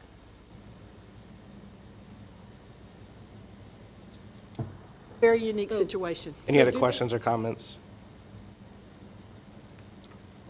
Okay. So do they have to have like a perk test or do we not require that at They'll all? have to do all that as part of, to make sure that the lot that they're creating can function on its own. Just I a don't know quick, if they've That'll had, come at the next I step. don't know if they've Go had ahead. any septic tests done yet or not. oh, just a quick comment. There's no additional housing or houses. The housing that's there, there has been two houses that have been using that same sector now for probably going on 22 years. So it's established that it works well for the situation. It's But there. they're staying on the same lot, right? I'm sorry? Two houses that are there now will be on the same lot? No, one, there, you can see one's on the very top corner, up on where the split comes to a point going towards the parking lot, and the other one's just on the other side of it. They're probably not separated by more than 30, 35 feet. But to answer your question, that has to be addressed on the lot split. This be a call for the vote. Call for the vote. Call for vote by Mr. Covert. Compton, Yes. Covert, Yes. Haney, Yes. Mueller, Yes. Parker, Yes. Parsley, No. Benado, Yes. Powell, No. Tyler. Yes. Okay, this passes 7-2. So that part is approved. You need to get with Aaron and we need to work out the details. Okay? Next item, C18-04, Miguel Amador Taquier, Rio Verde LLC, 1101 South Thompson, use unit 44, mobile vending in a C2, presented by Miguel Amador. Hello, I'm Miguel Amador. I guess if you guys have any questions about it, we're trying to set up a little food truck right there on the side of the 10 box in Springdale, well, obviously Springdale. It's a 16 by 8.5 feet. It's a brand new trailer, and we're going to sell Mexican food. Staff comments? The ingress and egress is acceptable. The off-street parking and loading areas is acceptable. Refuse and service areas, you need to show those on the site plan. Utilities is acceptable. Screening, not applicable. There was no indication of a sign. I'm assuming your sign will only be on the On the trailer? on the trailer itself? Yes, Okay. ma'am. Yard requirements is acceptable. The general compatibility is acceptable with the following conditions: may not operate between the hours of 10 p.m. and 7 a.m. No obstruction of parking spaces required for the operation of any other use on the site. Maintain on the site a minimum of 3 parking spaces designated for their use. The health certificate is required. Display the health certificate in a manner visible to customers. No obstruction of pedestrian or motor vehicle traffic flow. No obstruction of traffic signals or regulatory signs. No vending upon a public way. Sound, any device that produces a loud and raucous noise is in violation of city ordinance or violate any other city ordinances in connection with the vending operation. Keep the vending site clean and free of paper or refuse of any kind generated from the operation of their business. All trash or debris accumulated within 20 feet of any vending stand collect and deposit into a trash container. Patsy, can I ask for just a clarification on what does no vending on a public way mean in a public parking lot? Not a public parking lot. It's a private parking lot. Private parking lot, okay. Yes. They can't stand out at the street. They Gotcha. can't have anything in the street itself. Any questions or comments in the audience?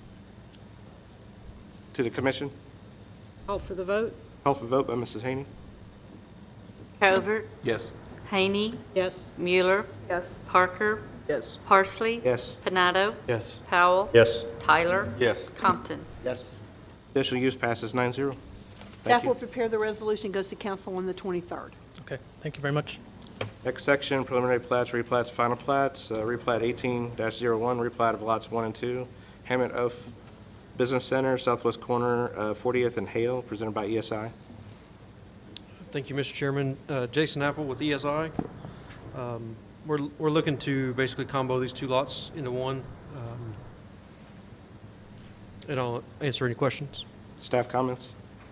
Please go to the lot 1 acreage and lot 2 acreage descriptions on the survey portion of the plat. All comments from the utility companies and other city departments must be addressed prior to approval. Okay. Any questions or comments in the audience? To the commission? Approved, subject to staff comments? Motion by Mrs. Haney, Second. second by Mr. Powell. Haney, Yes. Mueller, Yes. Parker, Yes. Parsley, Yes. Benado, Yes. Powell, Yes. Tyler, Yes. Compton, Yes. Covert. Yes. Replat passes 9-0. You want this to go to council next Tuesday? The ordinance needs to be in our office by Thursday at noon. Okay, thank you. Next section, large scale 18-01, Arkansas Game and Fish Commission Education Center, west side of North 40th, east side of I-49, south of Spring Creek, presented by Ecological Design Group.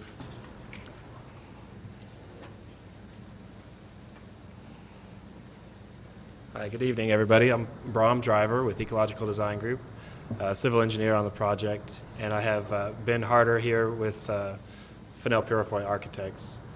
It's an education center for Arkansas Game and Fish. We can answer any questions you have here. We're excited about this project. Hope you guys are too, and look forward to answering any questions. And we have a team here in place that can answer whatever you need. Staff comments? Please indicate the sidewalk type with the universal symbol. Indicate the loading and unloading areas, handicap signs at the remote parking. Are we putting a handicap space over there? I assume it needs to be signed. Label the modified curb areas. Need the state plan coordinates for the hydrant locations.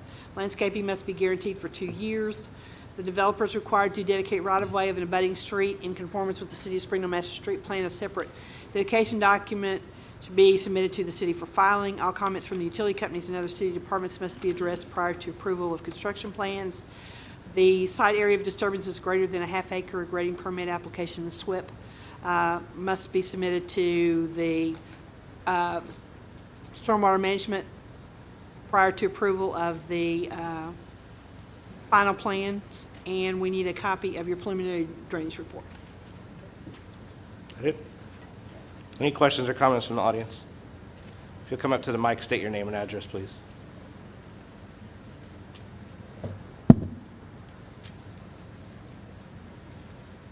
My name is Orville Brandon. I live 3329 North 40th Street, Springdale. I have 2 questions. One, the street down through there on North 40th sometimes is busy now. How will this affect the traffic, number one? Number two, will this be open daytime only or day and night, or how's this supposed to operate? I can't address the operation hours, but I do know that there is consideration being looked at to do improvements to 40th Street because it is one of the projects that has been listed for potential funding through the bond program. I don't know. The decision hasn't been made whether it's going to be one of the ones that's to be done, but we all realize that their work needs to be done to 40th Street. Okay. And I can't address the hours of operation. Thank you. You guys might want to address that. I can address hours of operation. It's going to be kind of 8 to 5, 8 to 6 during the day, and there will be some evening classes off and on. So those would probably go to about 9 p.m. or so in the evenings, but it wouldn't probably be every evening. So Most of the outside, there's not additional lighting put throughout the site except around the buildings and the parking structures is the only place there's lighting. that's correct. Any other questions or comments from the audience? To the commission? Motion to approve, subject to staff comments. Motion by Mrs. Haney. Second. Second by Mr. Covert. Mueller. Parker. Yes. Parsley. Yes. Donato. Yes. Powell. Yes. Tyler. Yes. Compton. Yes. Covert. Yes. Haney. Yes. Large scale passes 9-0. Thank you. Next large scale, L18-02, KMHZ LLC, southwest corner 40th and Hale. Concept of detention, also a waiver 18-03 of sidewalk requirements along 40th Street presented by ESI. Thank you, Mr. Chairman. Jason Apple with Engineering Services. We are proposing a 8,250 square foot building. This will kind of be cut up into two spaces, one for Boone Ritter Insurance, and then the west half is not determined at this point. I believe we are meeting the commercial design standards, and the one waiver is for the sidewalk along 40th Street. Currently, there's a 4-foot sidewalk in place. The requirement is to have a 5-foot sidewalk, so we are requesting a waiver to leave that in place. And I'll answer any other questions. Staff comments? Please indicate how you merge the new sidewalk with the existing sidewalk on 40th Street. The architect is indicating a sidewalk around the north of the building, but it is not shown on the plan, on the site plan. We'll update that. There is an entrance on the north side of the building that will have sidewalk access. The property to the south contains a residential use and must be appropriately screened. Show the size and location of all freestanding signs, show distance from street right of way. All comments from utility companies and other city departments must be addressed prior to approval of construction plans. Development must comply with the commercial design standards or variances required, and you're not asking for any variances, correct? Correct. The only other outstanding commercial design standards that we didn't see addressed was the 2 central features, and you indicated you're putting 2 benches on there. Yeah, I believe it's shown on the latest site plan. There's 2 park benches shown on Haley on the north side, along And the they sidewalk. have direct access to the public sidewalk? Yes. Okay. But the public sidewalk is on 40th Street? It's only along 40th. Haley's a private drive. How are you getting access from those 2 features to the sidewalk? We're making a connection to the sidewalk along 40th Street, along Haley to both entrances. Provide an area to accommodate a possible future public transit stop. Can those benches be located such that they could be used as a transit stop? Yeah, I don't know if we can kind of zoom in, but they're shown on in between the 2 drives on the site plan. They're along Haley. I believe that, that would be sufficient for that. Screening of exterior ground mounted or building mounted equipment, mechanical, utilities, banks of meters. You didn't show where those were going to be. Right. Currently, we don't know where those are going to be. I assume it's going to be on the south side, but They'll be they'll be properly screened, yes. Okay, then the screening requirement to the residential would be a fence or a wall, 8 foot tall of suitable materials, and you'll address that? Yes, we will. And then we need a unified lighting plan. Yes, ma'am. Show and label all temporary construction stockpiles, parking entrances, egress roads, or access as temporary on the grading or erosion control plan. Cited of disturbances greater than 1 acre grading permit, delineating all anticipated disturbed areas, has to have a dust control plan. Needs to be submitted to the stormwater manager prior to receiving final plan approval. The variance that you asked for to use the existing 4-foot sidewalk on 48th Street instead of the 5-foot sidewalk, and a PDF of the drainage report to engineering, and the concept of detention must be approved by Planning Commission. There has to be an easement around the detention pond, a 20-foot wide drainage easement around the detention pond. And the easement should be fully enclosed to eliminate confusion. It's shown, it's just, we'll clarify it. Okay.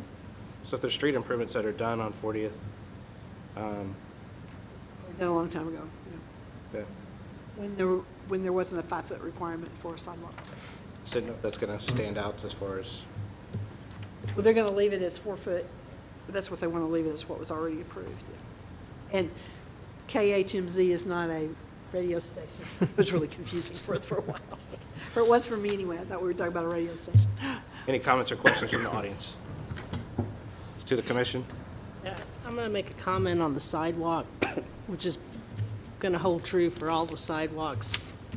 I've had a hard time with sidewalk waivers.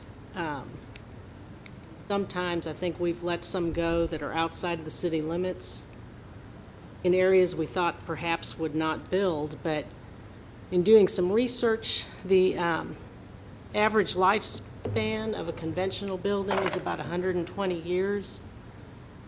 And that sidewalk waiver potentially could hold true for that length of time. If a sidewalk is not either placed there or paid for by the owner, it's going to fall to the other citizens in the city to pick up the cost.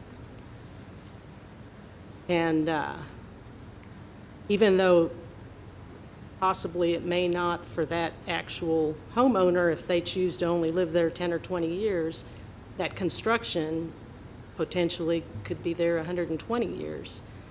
With the building that's going on and the promotions that we make as a city for walkability and investments in our trails, I think that it's come to a point that we should not allow sidewalk waivers. And that's my only comment. Okay. Any other questions or comments? So we have a couple of items on here. Call for the vote for concept of detention. And then we'll have a motion on the waiver. Call for the vote on concept of detention. Call for vote. Mr. Powell? Parker, Yes. Parsley, Yes. Panado, Yes. Powell, Yes. Tyler, Yes. Compton, Yes. Covert, Yes. Haney, Yes. Mueller. Yes. Passes 9-0. Call for the vote on the waiver of the sidewalk. Yeah, this would be recommendation, motion. Recommended council waiver. of Oh, the- motion for the waiver. Second? Motion by Mr. Powell, second by Mrs. Haney. Parsley, No. Panado, No. Powell, Yes. Tyler, No. Compton, Yes. Covert, Yes. Haney, No. Mueller, Yes. Parker, A yes vote approves the waiver. Yes. The waiver on sidewalks passes 5-4. Large scale, Motion to approve large scale, subject to staff comment. motion by Mr. Powell. Do I have a second? Second by Mrs. Haney. Panado, Yes. Powell, Yes. Tyler, Yes. Compton, Yes. Covert, Yes. Haney, Yes. Mueller, Yes. Parker, Yes. Parsley. Yes. Large scale passes 9-0. Thank you. Thank you. Next section, Board of Adjustments. Let's see, we've already done 1801. B 1802, David Leach, 1202 Christian Avenue, variance for reduction of front setback from 15 feet to 10 feet, presented by David Leach. Yes, I'm David Leach. I live at 1024 Northwest N Street. I currently own the property at 1202 and 1200 Christian Avenue. Can you go to the next, Aaron? 1802. On this property, I have two fronts, and I was actually, the building that I'm going to put there is facing Christian Avenue, so I'd like to reduce my side setback from 15 feet to 10 foot. That'll still give me my sidewalk requirements and enough room to put up a little privacy fence without blocking any street views or hurting anything there.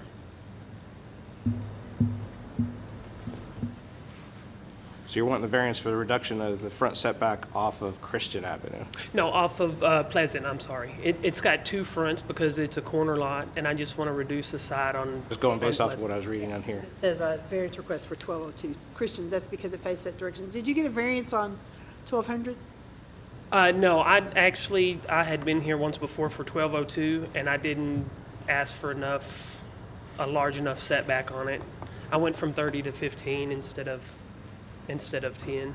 Okay. So this should read North Pleasant. Okay. Any other comments from the audience? Already started construction?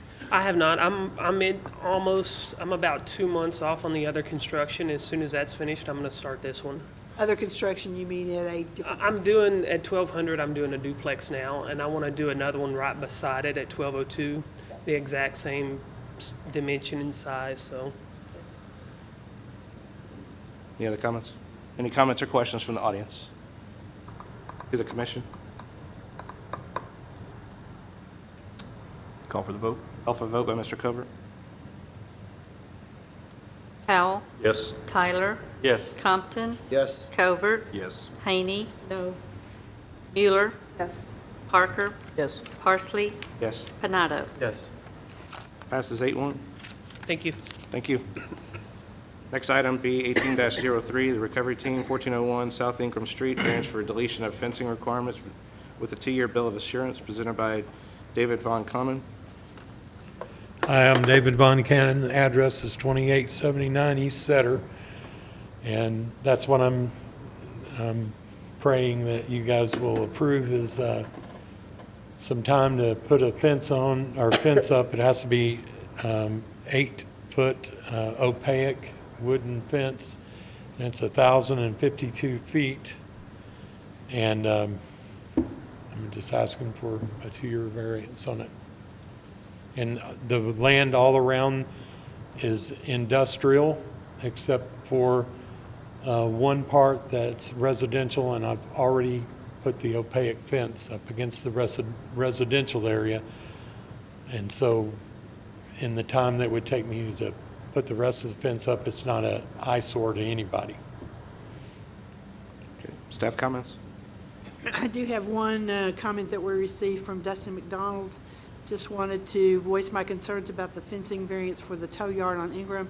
I own a home at 917 Mays, so I think I should say something. I will try and make the meeting, but not sure when this is on the agenda. I don't know if he's here. I didn't see him. Home values in the area of the city are not growing at the rate of the rest of the city. Adding a tow yard with visible car running or not will surely not help values in this area. If cars are not fenced in and the operator brings in repossessed cars or cars that the owner hasn't paid bills on, there is a high likelihood that someone will leave out of there in a high rate of speed through the residential areas. This puts everyone in the area at risk. The roadway is already narrow through this neighborhood. Adding commercial traffic and possibly heavily commercial traffic makes the area more congested and unsafe. According to the name, the recovery team, this will be for repossessed vehicles. This is already a high instance of criminal activity in the area. I don't think that this will help that. 2 years seems excessive for the time frame to put a fence up. This has been a known requirement for tow yards in the city for well over 5 years that I have known of. The owner should have done the research prior to purchasing or signing the lease. Other tow yards have been able to adequately fence their yards within the city. This should not be an exception. If it is not fenced within the 2 years, what guarantee do we have that he will not still run a business out of the property with or without a business license? If I am not able to make the meeting, could you please pass my concerns along to the committee? Can I make a comment, please? Please do. As far as the narrow road, it's a regular street, and right next to me has been approved a large-scale towing company, Northwest Arkansas Towing, and they're doing construction on that right now. And what was the other item, ma'am? Oh, the 5 years that we were supposed to know about this is something that has been added to that this year only, and it's because of outdoor parking. It doesn't fit into the criteria of other commercial parking areas. You've had semis, you wouldn't even have to have this, but that's a new regulation, and I didn't know about it. And I went to planning and was told that I would need to have the residential side done, which I have done, and then found out about the additional 80% of the property. Any other comments? Okay. Misha, was there any comments on this one at all or anything? Okay. Any comments or questions from the audience? Oh, sorry. Oh, no. My name is Megan Sanders. I live at 917 Mays. This area here that Dustin McDonald is talking about, I actually lease the property. And so I see a lot of foot traffic in that area, and there's a lot of just random criminal activity. A fence just north of that fence that was just added was actually tagged by a spray painter maybe 2 weeks ago. It's an eyesore as you're coming down Ingram Street where they did not put opaque fencing. And there's a concern with the recent moving in of residents on the street directly adjacent to that with their current activity as it is, without adding the eyesore of just randomly left out vehicles in this property right here. Okay. Thank you. And are you stuck on the 2 years, or would you consider less? Please believe me, if a year and a half would work, I would work with that, or even a year. So you'd work with 1 year? Yep. Okay. I don't know if you had something, Mike, or, okay. Okay. Any other comments or questions from the audience to the commission? So you would consider a 1 year bill of assurance versus a 2 year? Yes. You want to revise your request to a 1 year? Yes. Okay, call for the vote. Call for the vote. Call for the vote by Mr. Powell. Tyler, No. Compton, Yes? Covert, No. Haney, No. Mueller, No. Parker, Yes. Parsley, Yes? Donato, Yes. Powell. Yes. This passes 5-4 with a 1-year bill of assurance. You need to come by the office so that we can work out the language for the bill of assurance. Thank you. Thank you. Next section, waivers, W18-01, Ben Decker, 9841 Wager Road. Waiver of sidewalk requirement presented by Ben Decker.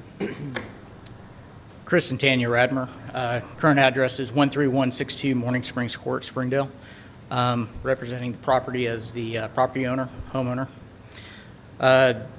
The waiver is for approximately 420 feet of section.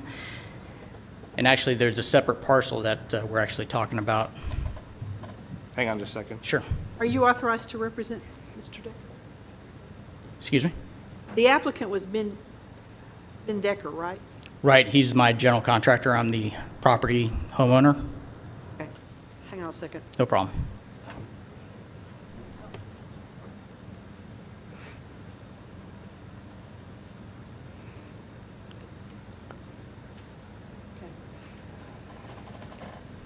Go ahead. The actual parcel, it's not highlighted in yellow. There's a Half Moon parcel that we own. It's about 0.4 of an acre. It's where the access to Wager Road actually goes. Both sides, the west is flanked by a hillside that stretches 2,112 feet to the next driveway of Ledger Drive. To the east, it's flanked by another hillside. Nearest intersection would be Robbins and Wager. And that's why we're asking for a waiver of sidewalk. Essentially, that sidewalk would go nowhere. All right, know your comments, but go ahead. Comments is I don't recommend waivers of sidewalks. I mean, granted, there's nothing out there. Someday there could be, maybe payment in lieu of the sidewalk would be a better toll. For that whole length. Well, that might be a little excessive too. Okay. Any questions or comments from the audience? To the commission? Is there any future plan for Springdale to improve that area? Not that I know of. It's not shown up in any list that I've seen in the last 4 or 5 years. Yeah. No. Yeah. This be a motion? Motion to approve? Recommend waiver. Right, we recommend to the council. You're going to recommend a waiver of the Yes. sidewalk. Okay. Recommendation by Mr. Powell, is that a second? Second. Second by Mr. Covert. Compton, Yes? Covert, Yes. Haney, No. Mueller. What'd you say? I'm sorry. Yes. Yes, okay, thank you. Parker, Yes. Parsley, Yes. Donato, Yes. Powell, Yes. Tyler. Yes. Waiver passes 8-1. Staff will prepare the resolution. It goes to council on the 23rd. Thank you. Next item, W18-02, Frank Barnes, 3558 South Downham Road. Waiver of sidewalk requirements presented by Frank Barnes. Hello, Council.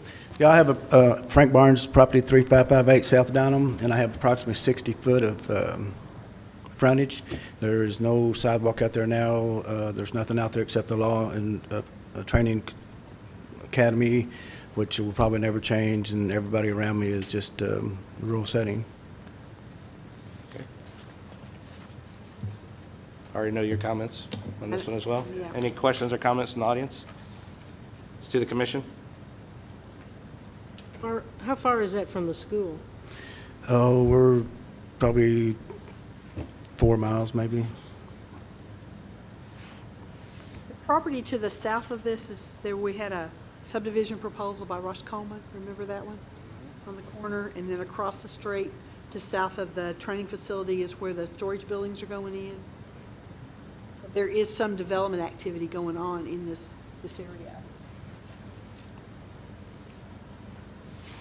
It's important to look at, once again, the structure you're going to build is going to be there 120 years. Yes, ma'am.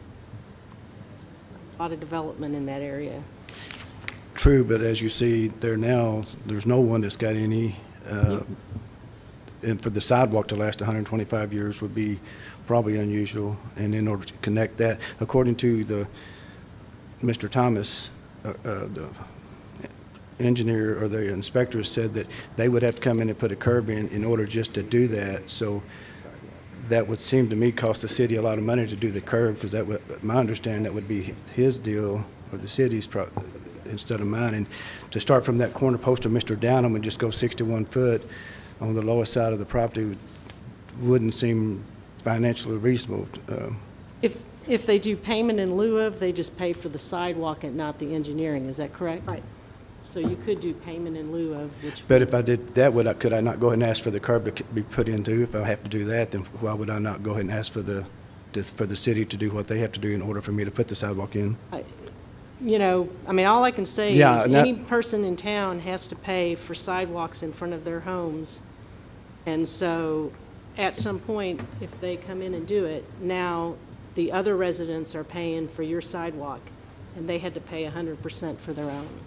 So that's the side that I'm coming from. Yes, ma'am, I understand, but there is none in the neighborhood at this time. It's like the house across the street has over 100 foot of driveway, is pure gravel.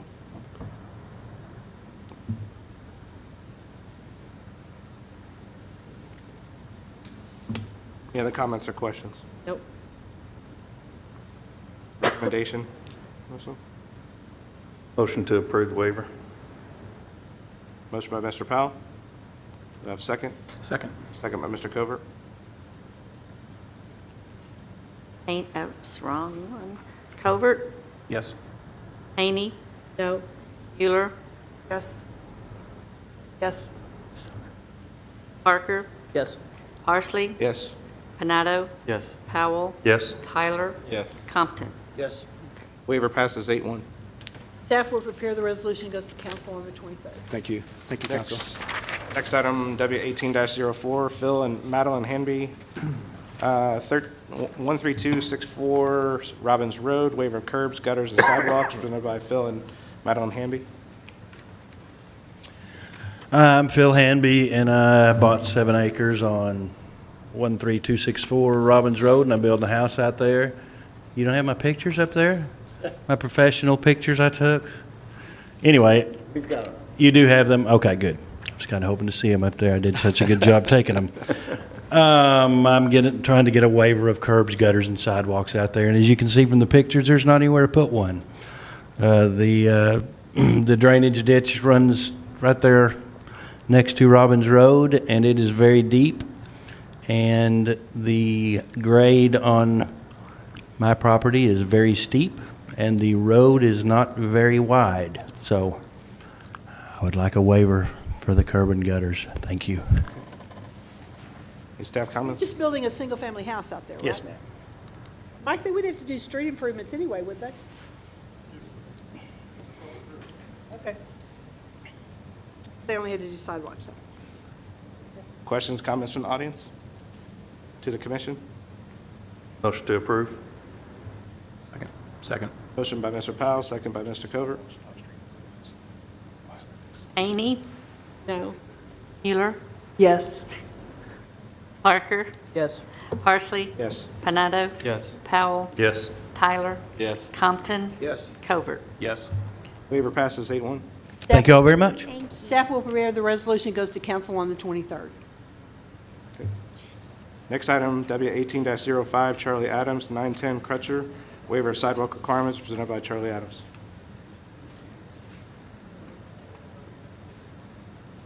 Okay. Any Charlie Adams? All right. Planning Director's report? Okay, we didn't have our Christmas work session in December. The next possibility we could have would be the 16th at Outback, if we want to do that on the 16th. That would also give us the opportunity to have a second work session on the 30th of January, that we could, have our social event on the 16th and then have a regular work session on the Tuesday, if that's possible. Let's go ahead and set that, and if there's any changes, we'll let you know. Okay? That work? Yep. So we would do the 16th at 5:30 at Outback, and then the 30th at 5:30 I upstairs. think it's at 6:30.